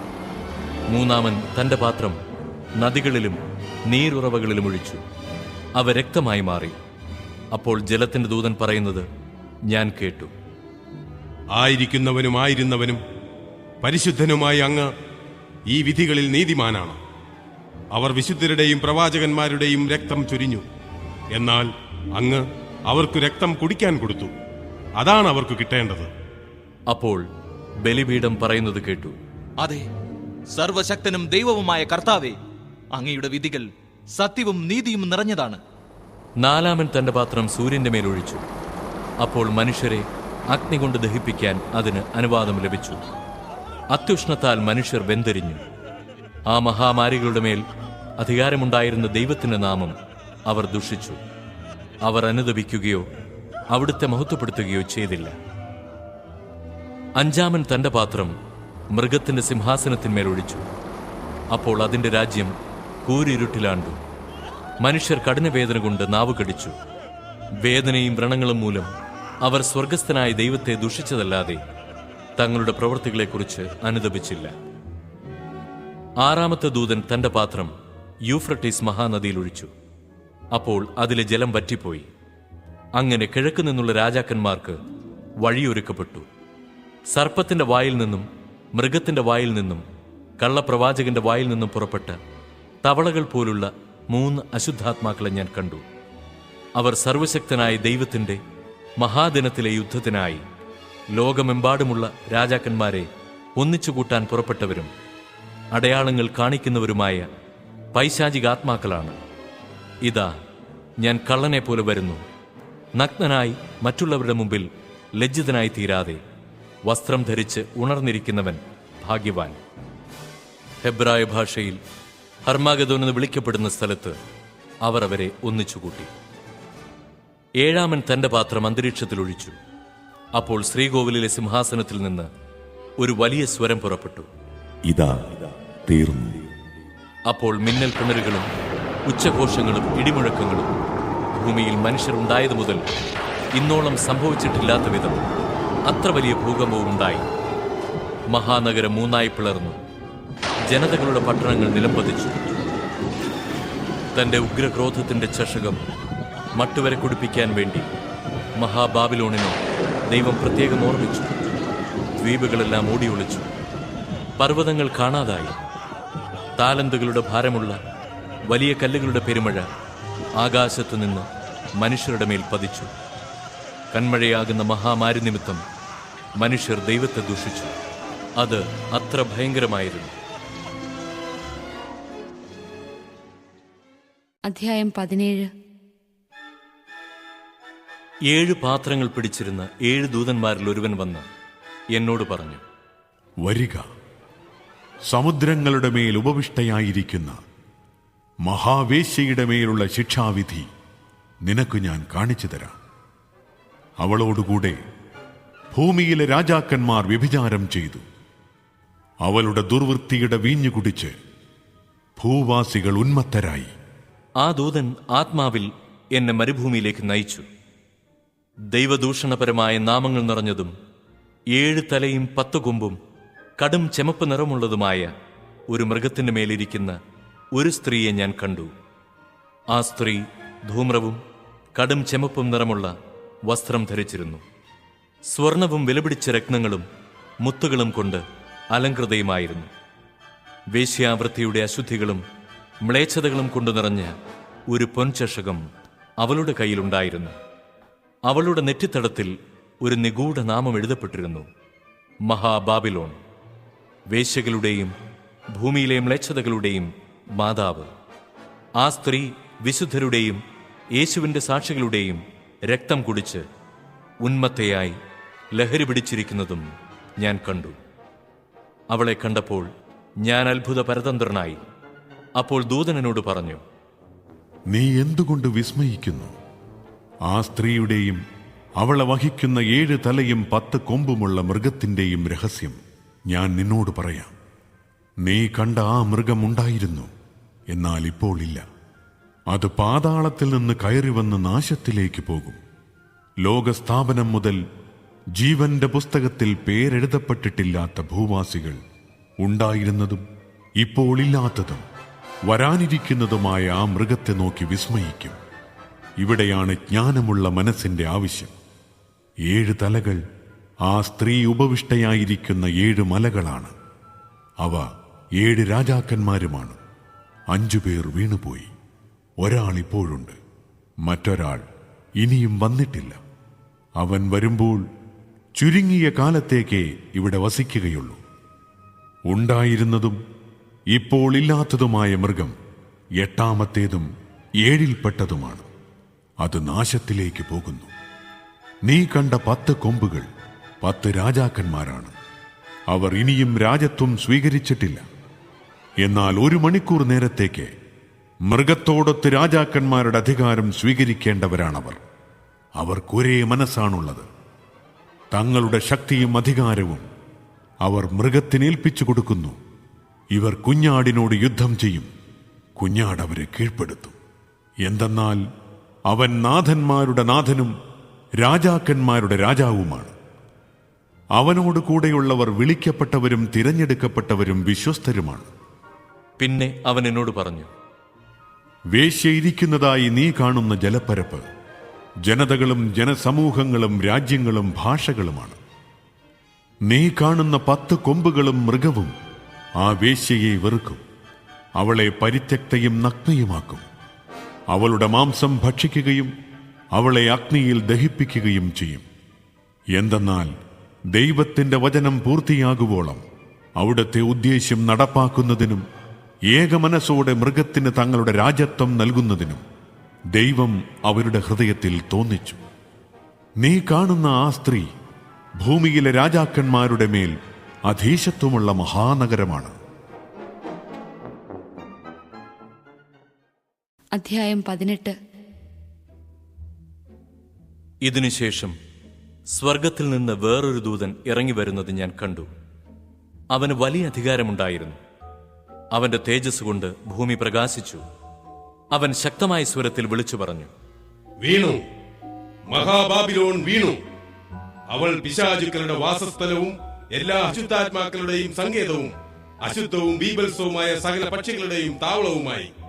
എന്തെന്നാൽ സകല ജനതകളും അവളുടെ ഭോഗാസക്തിയുടെ മാദകമായ വീഞ്ഞു പാനം ചെയ്തു. ഭൂമിയിലെ രാജാക്കന്മാർ അവളുമായി വ്യഭിചാരം ചെയ്തു. അവളുടെ സുഖഭോഗ വസ്തുക്കൾ വഴി വ്യാപാരികൾ ധനികരായി. സ്വർഗത്തിൽ നിന്ന് വേറൊരു സ്വരം ഞാൻ കേട്ടു, എന്റെ ജനമേ, അവളിൽ നിന്ന് ഓടിയകലുവിൻ, അല്ലെങ്കിൽ അവളുടെ പാപങ്ങളിൽ നിങ്ങൾ പങ്കാളികളാകും. അവളുടെ മേൽ പതിച്ച മഹാമാരികൾ നിങ്ങളെയും പിടികൂടും. അവളുടെ പാപങ്ങൾ ആകാശത്തോളം കൂമ്പാരം കൂടിയിരിക്കുന്നു. ദൈവം അവളുടെ അതിക്രമങ്ങൾ ഓർമ്മിക്കുകയും ചെയ്തിരിക്കുന്നു. അവൾ കൊടുത്തതുപോലെ തന്നെ അവൾക്കും തിരികെ കൊടുക്കുവിൻ. അവളുടെ പ്രവൃത്തികൾക്ക് ഇരട്ടി പ്രതിഫലം നൽകുവിൻ. അവൾ കലർത്തിത്തന്ന പാനപാത്രത്തിൽ അവൾക്ക് ഇരട്ടി കലർത്തിക്കൊടുക്കുവിൻ. അവൾ തന്നെ എത്രത്തോളം മഹത്വപ്പെടുത്തുകയും സുഖഭോഗങ്ങൾ അനുഭവിക്കുകയും ചെയ്തുവോ അത്രത്തോളം പീഡനവും ദുഃഖവും അവൾക്ക് നൽകുവിൻ. എന്തെന്നാൽ അവൾ ഹൃദയത്തിൽ പറയുന്നു, ഞാൻ രാജ്ഞിയായി വാഴുന്നു, ഞാൻ വിധവയല്ല, എനിക്കൊരിക്കലും വിലപിക്കേണ്ടി വരികയില്ല. തന്മൂലം ഒറ്റ ദിവസം കൊണ്ട് അവളുടെ മേൽ മഹാമാരികൾ വരും. മരണവും വിലാപവും ക്ഷാമവും. അഗ്നിയിൽ അവൾ ദഹിപ്പിക്കപ്പെടും. അവളെ വിധിക്കുന്ന ദൈവമായ കർത്താവ് ശക്തനാണ്. അവളോടൊത്ത് വ്യഭിചാരം ചെയ്യുകയും ഭോഗജീവിതം നയിക്കുകയും ചെയ്ത് ഭൂമിയിലെ രാജാക്കന്മാർ അവൾ കത്തിയെരിയുന്ന പുക കാണുമ്പോൾ അവളെക്കുറിച്ച് കരയുകയും അലമുറയിടുകയും ചെയ്യും. അവളുടെ പീഡകളെക്കുറിച്ചുള്ള ഭയം നിമിത്തം അകലെ നിന്നുകൊണ്ട് അവർ പറയും, കഷ്ടം കഷ്ടം, മഹാനഗരമേ, സുശക്ത നഗരമായ ബാബിലോണേ, ഒരു വിനാഴിക കൊണ്ട് നിന്റെ വിധി വന്നു കഴിഞ്ഞല്ലോ. ഭൂമിയിലെ വ്യാപാരികൾ അവളെക്കുറിച്ച് കരയുകയും ദുഃഖിക്കുകയും ചെയ്യുന്നു. അവരുടെ കച്ചവട സാധനങ്ങൾ ആരും വാങ്ങുന്നില്ല. കച്ചവട സാധനങ്ങൾ ഇവയാണ്: സ്വർണം, വെള്ളി, രത്നങ്ങൾ, മുത്തുകൾ, മൃദുലവസ്ത്രം, ധൂമ്രവസ്ത്രം, രക്താംബരം, പട്ട്, സുഗന്ധമുള്ള പലതരം തടികൾ, ദന്തനിർമ്മിതമായ വസ്തുക്കൾ, വിലയേറിയ തടി, പിച്ചള, ഇരുമ്പ്, വെണ്ണക്കല്ല് എന്നിവയിൽ തീർത്ത പലതരം വസ്തുക്കൾ, കറുവാപ്പട്ട, സുഗന്ധവ്യഞ്ജനങ്ങൾ, സുഗന്ധദ്രവ്യങ്ങൾ, മീറ, കുന്തുരുക്കം, വീഞ്ഞ്, എണ്ണ, നേരിയ മാവ്, ഗോതമ്പ്, കന്നുകാലികൾ, ആടുകൾ, കുതിരകൾ, രഥങ്ങൾ, അടിമകൾ, അടിമകളല്ലാത്ത മനുഷ്യർ. നിന്റെ ആത്മാവ് കൊതിച്ച കനി നിന്നിൽ നിന്ന് അകന്നുപോയി. ആഡംബരവും ശോഭയുമെല്ലാം നിനക്ക് നഷ്ടപ്പെട്ടു. അവയൊന്നും ഇനി ഒരിക്കലും നീ കാണുകയില്ല. അവൾ നിമിത്തം ധനികരായി തീർന്ന് ഈ വ്യാപാരികൾ അവളുടെ പീഡകളെക്കുറിച്ചുള്ള ഭയത്താൽ അകലെ നിന്ന് കരയുകയും വിലപിക്കുകയും ചെയ്യും. മൃദുലവസ്ത്രവും ധൂമ്രവസ്ത്രവും രക്താംബരവും ധരിച്ചതും സ്വർണവും രത്നങ്ങളും മുത്തും കൊണ്ട് അലങ്കരിക്കപ്പെട്ടതുമായ മഹാനഗരമേ, കഷ്ടം കഷ്ടം! എന്തെന്നാൽ 1 മണിക്കൂർ നേരം കൊണ്ട് നിന്റെ ധനമത്രയും ശൂന്യമാക്കപ്പെട്ടു. സകല കപ്പിത്താന്മാരും കപ്പൽ യാത്രക്കാരും നാവികരും കടൽ വ്യാപാരികളും അകലെ മാറി നിന്നു. അവളുടെ ചിതാധൂമം കണ്ട് അവർ വിളിച്ചു പറഞ്ഞു, ഈ മഹാനഗരത്തിന് സദൃശ്യമായി വേറെ എന്തുണ്ട്? അവർ തങ്ങളുടെ തലയിൽ പൊടി വിതറുകയും കരഞ്ഞും വിലപിച്ചും കൊണ്ട് വിളിച്ചു പറയുകയും ചെയ്തു. മഹാനഗരമേ, കഷ്ടം, കഷ്ടം! കടലിൽ കപ്പലുകളുള്ളവരെല്ലാം നീ മൂലം സമ്പന്നരായി. പക്ഷേ ഒറ്റ മണിക്കൂർ കൊണ്ട് നീ നശിപ്പിക്കപ്പെട്ടു. അല്ലയോ സ്വർഗമേ, വിശുദ്ധരെ, അപ്പസ്തോലന്മാരെ, പ്രവാചകന്മാരെ, അവളുടെ നാശത്തിൽ ആഹ്ലാദിക്കുവിൻ.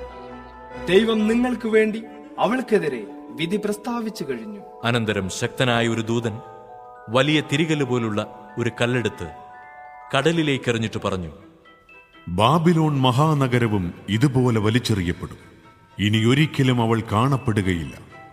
വീണവായനക്കാരുടെയും ഗായകരുടെയും കുഴലൂതുന്നവരുടെയും കാഹളം വിളിക്കുന്നവരുടെയും ശബ്ദം ഇനി ഒരിക്കലും നിന്നിൽ കേൾക്കുകയില്ല. കരകൗശല വിദഗ്ധരാരും നിന്നിൽ ഇനിമേൽ കാണപ്പെടുകയില്ല. തിരികല്ലിന്റെ സ്വരം നിന്നിൽ നിന്നുയരുകയുമില്ല. ഒരു ദീപവും ഇനി ഒരിക്കലും നിന്നിൽ പ്രകാശിക്കുകയില്ല. വധൂവരന്മാരുടെ സ്വരം ഇനി ഒരിക്കലും നിന്നിൽ കേൾക്കുകയുമില്ല. നിന്റെ വ്യാപാരികൾ ഭൂമിയിലെ ഉന്നതന്മാരായിരുന്നു. നിന്റെ ആഭിചാരം കൊണ്ട് സകല ജനതകളെയും നീ വഞ്ചിക്കുകയും ചെയ്തു. പ്രവാചകരുടെയും വിശുദ്ധരുടെയും ഭൂമിയിൽ വധിക്കപ്പെട്ട സകലരുടെയും രക്തം അവളിൽ കാണപ്പെട്ടു.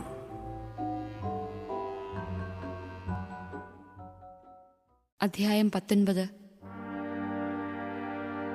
ഇതിനുശേഷം സ്വർഗത്തിൽ വലിയ ജനക്കൂട്ടത്തിൻ്റെതുപോലുള്ള ശക്തമായ സ്വരം ഞാൻ കേട്ടു. ഹല്ലേലൂയ! രക്ഷയും മഹത്വവും ശക്തിയും നമ്മുടെ ദൈവത്തിന്റേതാണ്. അവിടുത്തെ വിധികൾ സത്യവും നീതിപൂർണവുമാണ്. വ്യഭിചാരം കൊണ്ട് ലോകത്തെ മലിനമാക്കിയ മഹാവേശിയെ അവിടുന്ന് വിധിച്ചു. അവളുടെ കൈകൊണ്ട് ചിന്തിയ അവിടുത്തെ ദാസരുടെ രക്തത്തിന് അവിടുന്ന് പ്രതികാരം ചെയ്തു. രണ്ടാമതും അവർ പറഞ്ഞു, ഹല്ലേലൂയ! അവളുടെ പുക എന്നേക്ക് ഉയർന്നുകൊണ്ടിരിക്കുന്നു. അപ്പോൾ 24 ശ്രേഷ്ഠന്മാരും 4 ജീവികളും ആമേൻ ഹല്ലേലൂയ എന്ന് പറഞ്ഞുകൊണ്ട് സാഷ്ടാംഗം പ്രണമിച്ച് സിംഹാസനസ്ഥനായ ദൈവത്തെ ആരാധിച്ചു. സിംഹാസനത്തിൽ നിന്ന് ഒരു സ്വരം കേട്ടു. ദൈവത്തിന്റെ ദാസരും അവിടത്തെ ഭയപ്പെടുന്നവരും ചെറിയവരും വലിയവരുമായ നിങ്ങളെല്ലാവരും നമ്മുടെ ദൈവത്തെ സ്തുതിക്കുവിൻ. പിന്നെ വലിയ ജനക്കൂട്ടത്തിന്റെയും പെരുവെള്ളത്തിന്റെയും ഗംഭീരമായ ഇടിമുഴക്കത്തിന്റെയും ശബ്ദം പോലെയുള്ള ഒരു സ്വരം ഞാൻ കേട്ടു. ഹല്ലേലൂയ! സർവശക്തനും നമ്മുടെ ദൈവവുമായ കർത്താവ് വാഴുന്നു. നമുക്ക് ആനന്ദിക്കാം, ആഹ്ലാദിച്ചാർപ്പ് വിളിക്കാം, അവിടുത്തേക്ക് മഹത്വം നൽകാം. എന്നാൽ കുഞ്ഞാടിന്റെ വിവാഹം സമീപിച്ചിരിക്കുന്നു. അവിടുത്തെ മണവാട്ടി അണിഞ്ഞൊരുങ്ങിക്കഴിഞ്ഞു. ശോഭയേറിയതും നിർമ്മലവുമായ മൃദുല വസ്ത്രം ധരിക്കാനുള്ള അനുഗ്രഹം അവൾക്ക് നൽകപ്പെട്ടിരിക്കുന്നു. ആ വസ്ത്രം വിശുദ്ധരുടെ സൽപ്രവൃത്തികളാണ്. ദൂതൻ എന്നോട് പറഞ്ഞു, എഴുതുക, കുഞ്ഞാടിന്റെ വിവാഹ വിരുന്നിന് വിളിക്കപ്പെട്ടവർ ഭാഗ്യവാന്മാർ. അവർ വീണ്ടും പറഞ്ഞു, ഇവ ദൈവത്തിന്റെ സത്യവചസ്സുകളാണ്. അപ്പോൾ ഞാൻ അവരെ ആരാധിക്കാനായി കാൽക്കൽ വീണു. എന്നാൽ അവൻ എന്നോട് പറഞ്ഞു, അരുത്, ഞാൻ നിന്റെ ഒരു സഹദാസനാണ്, യേശുവിന് സാക്ഷ്യം നൽകുന്ന നിന്റെ സഹോദരരിൽ ഒരുവൻ. നീ ദൈവത്തെ ആരാധിക്കുക. യേശുവിനുള്ള സാക്ഷ്യമാണ് പ്രവചനത്തിന്റെ ആത്മാവ്. സ്വർഗം തുറക്കപ്പെട്ടതായി ഞാൻ കണ്ടു. ഇതാ ഒരു വെള്ളക്കുതിര. അതിന്റെ പുറത്തിരിക്കുന്നവൻ വിശ്വസ്തനെന്നും സത്യവാനെന്നും വിളിക്കപ്പെടുന്നു. അവൻ നീതിയോടെ വിധിക്കുകയും പടപൊരുതുകയും ചെയ്യുന്നു. അവന്റെ മിഴികൾ തീനാളം പോലെ, അവന്റെ ശിരസിൽ അനേകം കിരീടങ്ങൾ. അവന് ആലേഖനം ചെയ്യപ്പെട്ട ഒരു നാമമുണ്ട്. അത് അവനല്ലാതെ മറ്റാർക്കും അറിഞ്ഞുകൂടാ. അവൻ രക്തത്തിൽ മുക്കിയ മേലങ്കി ധരിച്ചിരിക്കുന്നു. അവന്റെ നാമം ദൈവവചനമെന്നാണ്. സ്വർഗീയ സൈന്യങ്ങൾ നിർമ്മലവും ധവളവുമായ മൃദുല വസ്ത്രമണിഞ്ഞ് വെള്ളക്കുതിരകളുടെ പുറത്ത് അവനെ അനുഗമിക്കുന്നു. അവന്റെ വായിൽ നിന്ന് മൂർച്ചയുള്ള ഒരു വാൾ പുറപ്പെടുന്നു. സർവ്വജനതകളുടെയും മേൽ അത് പതിക്കും. ഇരുമ്പ് ദണ്ടുകൊണ്ട് അവരെ ഭരിക്കും. സർവശക്തനായ ദൈവത്തിന്റെ ഉഗ്രക്രോധത്തിന്റെ മുന്തിരിച്ചക്ക് അവൻ ചവിട്ടുകയും ചെയ്യും. അവന് മേലങ്കിയിലും തുടയിലും എഴുതപ്പെട്ട ഒരു നാമമുണ്ട്: രാജാക്കന്മാരുടെ രാജാവും നാഥന്മാരുടെ നാഥനും. സൂര്യനിൽ നിൽക്കുന്ന ഒരു ദൂതനെയും ഞാൻ കണ്ടു. അവൻ മധ്യാകാശത്തിൽ പറക്കുന്ന സകല പക്ഷികളോടും വലിയ സ്വരത്തിൽ വിളിച്ചു പറഞ്ഞു, ദൈവത്തിന്റെ മഹാവിരുന്നിന് വരുവിൻ. രാജാക്കന്മാർ, സൈന്യാധിപന്മാർ, ശക്തന്മാർ എന്നിവരുടെയും കുതിരകളുടെയും അവയുടെ പുറത്തിരിക്കുന്നവരുടെയും സ്വതന്ത്രരും അടിമകളും ചെറിയവരും വലിയവരുമായ എല്ലാവരുടെയും മാംസം ഭക്ഷിക്കുന്നതിനൊന്നിച്ചു കൂടുവിൻ. അപ്പോൾ അശ്വാരൂഢനോടും അവന്റെ സൈന്യനിരയോടും യുദ്ധം ചെയ്യാൻ മൃഗവും ഭൂമിയിലെ രാജാക്കന്മാരും അവരുടെ സൈന്യങ്ങളും ഒന്നിച്ചുകൂടിയിരിക്കുന്നത് ഞാൻ കണ്ടു. മൃഗം പിടിക്കപ്പെട്ടു. അതിനോടൊപ്പം അതിന്റെ മുമ്പാകെ അടയാളങ്ങൾ കാണിച്ച് മൃഗത്തിന് മുദ്ര സ്വീകരിക്കുകയും അതിന്റെ സാദൃശ്യത്തെ ആരാധിക്കുകയും ചെയ്തിരുന്നവരെ പാപത്തിലേക്ക് വശീകരിച്ചിരുന്ന വ്യാജപ്രവാചകനും പിടിക്കപ്പെട്ടു. ഇരുവരും ഗന്ധകമെരിയുന്ന അഗ്നിത്തടാകത്തിലേക്ക് ജീവനോടെ എറിയപ്പെട്ടു. ശേഷിച്ചിരുന്നവർ അശ്വാരൂഢന്റെ വായിൽ നിന്ന് പുറപ്പെട്ട വാളുകൊണ്ട് വധിക്കപ്പെട്ടു. പക്ഷികളെല്ലാം അവരുടെ മാംസം തിന്ന് തൃപ്തിയടഞ്ഞു.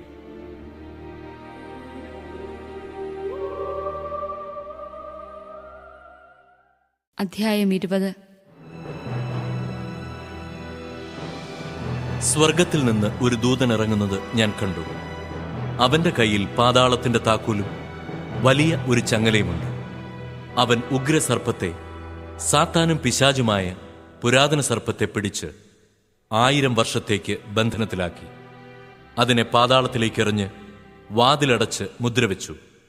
1000 വർഷം തികയുവോളം ജനതകളെ അവൻ വഞ്ചിക്കാതിരിക്കുന്നതിനു വേണ്ടിയാണിത്. തദനന്തരം അല്പസമയത്തേക്ക് അതിനെ അഴിച്ചുവിടേണ്ടിയിരിക്കുന്നു. പിന്നെ ഞാൻ കുറെ സിംഹാസനങ്ങൾ കണ്ടു. അവയിൽ ഇരുന്നവർക്ക് വിധിക്കാൻ അധികാരം നൽകപ്പെട്ടിരുന്നു. കൂടാതെ യേശുവിനും ദൈവവചനത്തിനും നൽകിയ സാക്ഷ്യത്തെ പ്രതി ശിരച്ഛേദം ചെയ്യപ്പെട്ടവരുടെ ആത്മാക്കളെയും മൃഗത്തെയോ അതിന്റെ സാദൃശ്യത്തെയോ ആരാധിക്കുകയും നെറ്റിയിലും കൈയിലും അതിന്റെ മുദ്ര സ്വീകരിക്കുകയും ചെയ്യാതിരുന്നവരെയും ഞാൻ കണ്ടു. അവർ ജീവൻ പ്രാപിക്കുകയും 1000 വർഷം ക്രിസ്തുവിനോടുകൂടി വാഴുകയും ചെയ്തു. ഇതാണ് ഒന്നാമത്തെ പുനരുത്ഥാനം. മരിച്ചവരിൽ അവശേഷിച്ചവർ 1000 വർഷം പൂർത്തിയാകുന്നതുവരെ ജീവൻ പ്രാപിച്ചില്ല. ഒന്നാമത്തെ പുനരുത്ഥാനത്തിൽ പങ്കുകൊള്ളുന്നവർ അനുഗ്രഹീതരും പരിശുദ്ധരുമാണ്. ഇവരുടെ മേൽ രണ്ടാമത്തെ മരണത്തിന് ഒരധികാരവുമില്ല. ഇവർ ദൈവത്തിൻ്റെയും ക്രിസ്തുവിൻ്റെയും പുരോഹിതന്മാരായിരിക്കും. അവർ അവനോടുകൂടെ 1000 വർഷം വാഴുകയും ചെയ്യും. എന്നാൽ 1000 വർഷം തികയുമ്പോൾ സാത്താൻ ബന്ധനത്തിൽ നിന്ന് മോചിതനാകും. ഭൂമിയുടെ 4 കോണുകളിലുമുള്ള ജനതകളെ വഴിതെറ്റിക്കാൻ അവൻ പുറത്തുവരും. ഗോഗ്, മാഗോഗ് എന്നിവയെ യുദ്ധത്തിനായി അവൻ ഒന്നിച്ചുകൂട്ടും. അവരുടെ സംഖ്യ കടൽപ്പുറത്തെ മണൽത്തരികളോളമായിരിക്കും. അവർ ഭൂതലത്തിൽ കയറിവന്ന് വിശുദ്ധരുടെ പാളയവും പ്രിയപ്പെട്ട പട്ടണവും വളഞ്ഞു. എന്നാൽ സ്വർഗത്തിൽ നിന്ന് അഗ്നി ഇറങ്ങി അവരെ വിഴുങ്ങി. അവരെ വഴിതെറ്റിക്കുന്ന പിശാചാകട്ടെ മൃഗവും വ്യാജപ്രവാചകനും വസിച്ചിരുന്ന ഗന്ധാഗ്നി തടാകത്തിലേക്ക് എറിയപ്പെട്ടു. അവിടെ രാപ്പകൽ നിത്യകാലത്തേക്ക് അവർ പീഡിപ്പിക്കപ്പെടും. ഞാൻ വെണ്മയേറിയ ഒരു വലിയ സിംഹാസനവും അതിലിരിക്കുന്നവരെയും കണ്ടു. അവന്റെ സന്നിധിയിൽ നിന്ന് ഭൂമിയും ആകാശവും ഓടിയകുന്നു. അവയ്ക്ക് ഒരു സങ്കേതവും ലഭിച്ചില്ല. മരിച്ചവരെല്ലാവരും, വലിയവരും ചെറിയവരും, സിംഹാസനത്തിനു മുമ്പിൽ നിൽക്കുന്നത് ഞാൻ കണ്ടു. ഗ്രന്ഥങ്ങൾ തുറക്കപ്പെട്ടു. മറ്റൊരു ഗ്രന്ഥവും തുറക്കപ്പെട്ടു. അത് ജീവന്റെ ഗ്രന്ഥമാണ്. ഗ്രന്ഥങ്ങളിൽ എഴുതപ്പെട്ടിരിക്കുന്ന പ്രവൃത്തികൾക്കനുസൃതം മരിച്ചവർ വിധിക്കപ്പെട്ടു. തന്നിലുണ്ടായിരുന്ന മൃതരെ സമുദ്രം വിട്ടുകൊടുത്തു. മരണവും പാതാളവും തങ്ങളിൽ ഉണ്ടായിരുന്നവരെയും വിട്ടുകൊടുത്തു. അവരെല്ലാവരും താന്താങ്ങളുടെ പ്രവൃത്തികൾക്കനുസൃതം വിധിക്കപ്പെട്ടു. മൃത്യുവും പാതാളവും അഗ്നിത്തടാകത്തിലേക്ക് എറിയപ്പെട്ടു. ഇതാണ് രണ്ടാമത്തെ മരണം, അഗ്നിത്തടാകം. ജീവന്റെ ഗ്രന്ഥത്തിൽ പേരെഴുതപ്പെടാത്തവരെല്ലാം അഗ്നിത്തടാകത്തിലേക്ക് എറിയപ്പെട്ടു.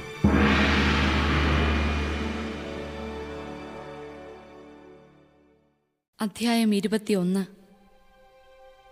ഒരു പുതിയ ആകാശവും പുതിയ ഭൂമിയും ഞാൻ കണ്ടു. ആദ്യത്തെ ആകാശവും ആദ്യത്തെ ഭൂമിയും കടന്നുപോയി. കടലും അപ്രത്യക്ഷമായി. വിശുദ്ധ നഗരമായ പുതിയ ജെറുസലേം ഭർത്താവിനായി അണിഞ്ഞൊരുങ്ങിയ മണവാട്ടിയെപ്പോലെ സ്വർഗത്തിൽ നിന്ന്, ദൈവസന്നിധിയിൽ നിന്ന് ഇറങ്ങി വരുന്നത് ഞാൻ കണ്ടു. സിംഹാസനത്തിൽ നിന്ന് വലിയൊരു സ്വരം ഞാൻ കേട്ടു. ഇതാ ദൈവത്തിന്റെ കൂടാരം മനുഷ്യരോടുകൂടെ, അവിടുന്ന് അവരോടൊത്ത് വസിക്കും. അവർ അവിടത്തെ ജനമായിരിക്കും. അവിടുന്ന് അവരോടുകൂടെ ആയിരിക്കുകയും ചെയ്യും. അവിടുന്ന് അവരുടെ മിഴികളിൽ നിന്ന് കണ്ണുനീർ തുടച്ചു നീക്കും. ഇനി മരണമുണ്ടായിരിക്കുകയില്ല. ഇനിമേൽ ദുഃഖമോ മുറവിളിയോ വേദനയോ ഉണ്ടാവുകയില്ല. പഴയതെല്ലാം കടന്നുപോയി. സിംഹാസനത്തിലിരിക്കുന്നവൻ പറഞ്ഞു, ഇതാ സകലവും ഞാൻ നവീകരിക്കുന്നു. അവൻ വീണ്ടും പറഞ്ഞു, എഴുതുക, ഈ വചനങ്ങൾ വിശ്വാസയോഗ്യവും സത്യവുമാണ്. പിന്നെ അവൻ എന്നോട് പറഞ്ഞു, സംഭവിച്ചു കഴിഞ്ഞു. ഞാൻ ആൽഫയും ഒമേഗയുമാണ്, ആദിയും അന്തവും. ദാഹിക്കുന്നവന് ജീവജലത്തിന്റെ ഉറവയിൽ നിന്ന് സൗജന്യമായി ഞാൻ കൊടുക്കും. വിജയം വരിക്കുന്നവന് ഇവയെല്ലാം അവകാശമായി ലഭിക്കും. ഞാൻ അവന് ദൈവവും അവൻ എനിക്ക് മകനുമായിരിക്കും. എന്നാൽ ഭീരുക്കൾ, അവിശ്വാസികൾ, ദുർമാർഗികൾ, കൊലപാതകികൾ, വ്യഭിചാരികൾ, മന്ത്രവാദികൾ, വിഗ്രഹാരാധകർ, കാപട്യക്കാർ എന്നിവരുടെ ഓഹരി തീയും ഗന്ധകവും എരിയുന്ന തടാകമായിരിക്കും. ഇതാണ് രണ്ടാമത്തെ മരണം. അവസാനത്തെ 7 മഹാമാരികൾ നിറഞ്ഞ് 7 പാത്രങ്ങൾ പിടിച്ചിരുന്ന 7 ദൂതന്മാരിൽ ഒരുവൻ വന്ന് എന്നോട് പറഞ്ഞു, വരൂ, കുഞ്ഞാടിന്റെ മണവാട്ടിയെ നിനക്ക് ഞാൻ കാണിച്ചു തരാം. അനന്തരം അവൻ ഉയരമുള്ള വലിയൊരു മലയിലേക്ക് ആത്മാവിൽ എന്നെ കൊണ്ടുപോയി. സ്വർഗത്തിൽ നിന്ന്, ദൈവസന്നിധിയിൽ നിന്ന് ഇറങ്ങിവരുന്ന വിശുദ്ധ നഗരിയായ ജെറുസലേമിനെ എനിക്ക് കാണിച്ചു തന്നു. അതിന് ദൈവത്തിന്റെ തേജസ് ഉണ്ടായിരുന്നു. അതിന്റെ തിളക്കം അമൂല്യമായ രത്നത്തിനും സൂര്യകാന്തക്കല്ലിനുമൊപ്പം അത് സ്ഫടികം പോലെ നിർമ്മലം. അതിന് ബൃഹത്തും ഉന്നതവുമായ മതിലും 12 കവാടങ്ങളുമുണ്ടായിരുന്നു. ആ കവാടങ്ങളിൽ 12 ദൂതന്മാർ. കവാടങ്ങളിൽ ഇസ്രായേൽ മക്കളുടെ 12 ഗോത്രങ്ങളുടെ പേരുകൾ എഴുതപ്പെട്ടിരുന്നു. കിഴക്ക് 3 കവാടങ്ങൾ, വടക്ക് 3 കവാടങ്ങൾ, തെക്ക് 3 കവാടങ്ങൾ, പടിഞ്ഞാറ് 3 കവാടങ്ങൾ. നഗരത്തിന്റെ മതിലിന് 12 അടിസ്ഥാനങ്ങളുണ്ടായിരുന്നു. അവയിന്മേൽ കുഞ്ഞാടിന്റെ 12 അപ്പസ്തോലന്മാരുടെ പേരുകളും. എന്നോട് സംസാരിച്ചവന്റെ അടുക്കൽ നഗരവും അതിന്റെ കവാടങ്ങളും മതിലുകളും അളക്കാൻ സ്വർണം കൊണ്ടുള്ള അളവുകോലുണ്ടായിരുന്നു. നഗരം സമചതുരമായി സ്ഥിതി ചെയ്യുന്നു. അതിന് നീളത്തോളം തന്നെ വീതി. അവൻ ആ ദണ്ടുകൊണ്ട് നഗരമളന്നു. 12,000 സ്താദിയോൺ. അതിന്റെ നീളവും വീതിയും ഉയരവും തുല്യം. അവൻ അതിന്റെ മതിലും അളന്നു. മനുഷ്യന്റെ തോതനുസരിച്ച് 144 മുഴം. അത് തന്നെയായിരുന്നു ദൂതന്റെ തോതും. മതിൽ സൂര്യകാന്തം കൊണ്ട്, നഗരം തനി സ്വർണം കൊണ്ട് നിർമ്മിച്ചതും സ്ഫടിക തുല്യം നിർമ്മലവുമായിരുന്നു. നഗരമതിലിന്റെ അടിസ്ഥാനങ്ങൾ എല്ലാത്തരം രത്നങ്ങൾ കൊണ്ട് അലങ്കൃതം. ഒന്നാമത്തെ അടിസ്ഥാനം സൂര്യകാന്തം, രണ്ടാമത്തേത് ഇന്ദ്രനീലം, മൂന്നാമത്തേത് വൈഡൂര്യം, നാലാമത്തേത് മരതകം, അഞ്ചാമത്തേത് ഗോമേതകം, ആറാമത്തേത് മാണിക്യം, ഏഴാമത്തേത് ചന്ദ്രകാന്തം, എട്ടാമത്തേത് പത്മരാഗം, ഒമ്പതാമത്തേത് പുഷ്യരാഗം, പത്താമത്തേത് പവിഴം, 11-ാമത്തേത് വജ്രം, 12-ാമത്തേത് സൗഗന്ധികം. 12 കവാടങ്ങൾ 12 മുത്തുകളായിരുന്നു. കവാടങ്ങളിൽ ഓരോന്നും ഓരോ മുത്തുകൊണ്ട് ഉണ്ടാക്കപ്പെട്ടിരുന്നു. നഗരത്തിന്റെ തെരുവീഥി അച്ചസ്ഫടിക തുല്യമായ തനി തങ്കമായിരുന്നു. നഗരത്തിൽ ഞാൻ ദേവാലയം കണ്ടില്ല. എന്തുകൊണ്ടെന്നാൽ സർവശക്തനും ദൈവവുമായ കർത്താവും കുഞ്ഞാടുമാണ് അതിലെ ദേവാലയം. നഗരത്തിന് പ്രകാശം നൽകാൻ സൂര്യന്റെയോ ചന്ദ്രന്റെയോ ആവശ്യമുണ്ടായിരുന്നില്ല. ദൈവ തേജസ് അതിനെ പ്രകാശിപ്പിച്ചു. അതിന്റെ ദീപം കുഞ്ഞാടാണ്. അതിന്റെ പ്രകാശത്തിൽ ജനതകൾ സഞ്ചരിക്കും. ഭൂമിയിലെ രാജാക്കന്മാർ തങ്ങളുടെ മഹത്വം അതിലേക്ക് കൊണ്ടുവരും. അതിന്റെ കവാടങ്ങൾ പകൽ സമയം അടയ്ക്കപ്പെടുകയില്ല. അവിടെയാകട്ടെ രാത്രിയില്ലതാനും. ജനതകൾ തങ്ങളുടെ മഹത്വവും ബഹുമാനവും അതിലേക്ക് കൊണ്ടുവരും. എന്നാൽ കുഞ്ഞാടിന്റെ ജീവഗ്രന്ഥത്തിൽ പേരെഴുതപ്പെട്ടവർ മാത്രമേ അതിൽ പ്രവേശിക്കൂ. അശുദ്ധമായതൊന്നും മ്ലേച്ഛതയും കൗടില്യവും പ്രവർത്തിക്കുന്ന ആരും അതിൽ പ്രവേശിക്കുകയില്ല.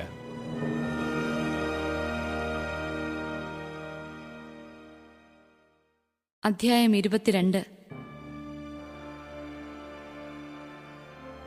ദൈവത്തിൻ്റെയും കുഞ്ഞാടിൻ്റെയും സിംഹാസനത്തിൽ നിന്ന് പുറപ്പെടുന്നതും സ്ഫടികം പോലെ തെളിഞ്ഞതുമായ ജീവജലത്തിൻ്റെ നദി അവൻ എനിക്ക് കാണിച്ചു തന്നു.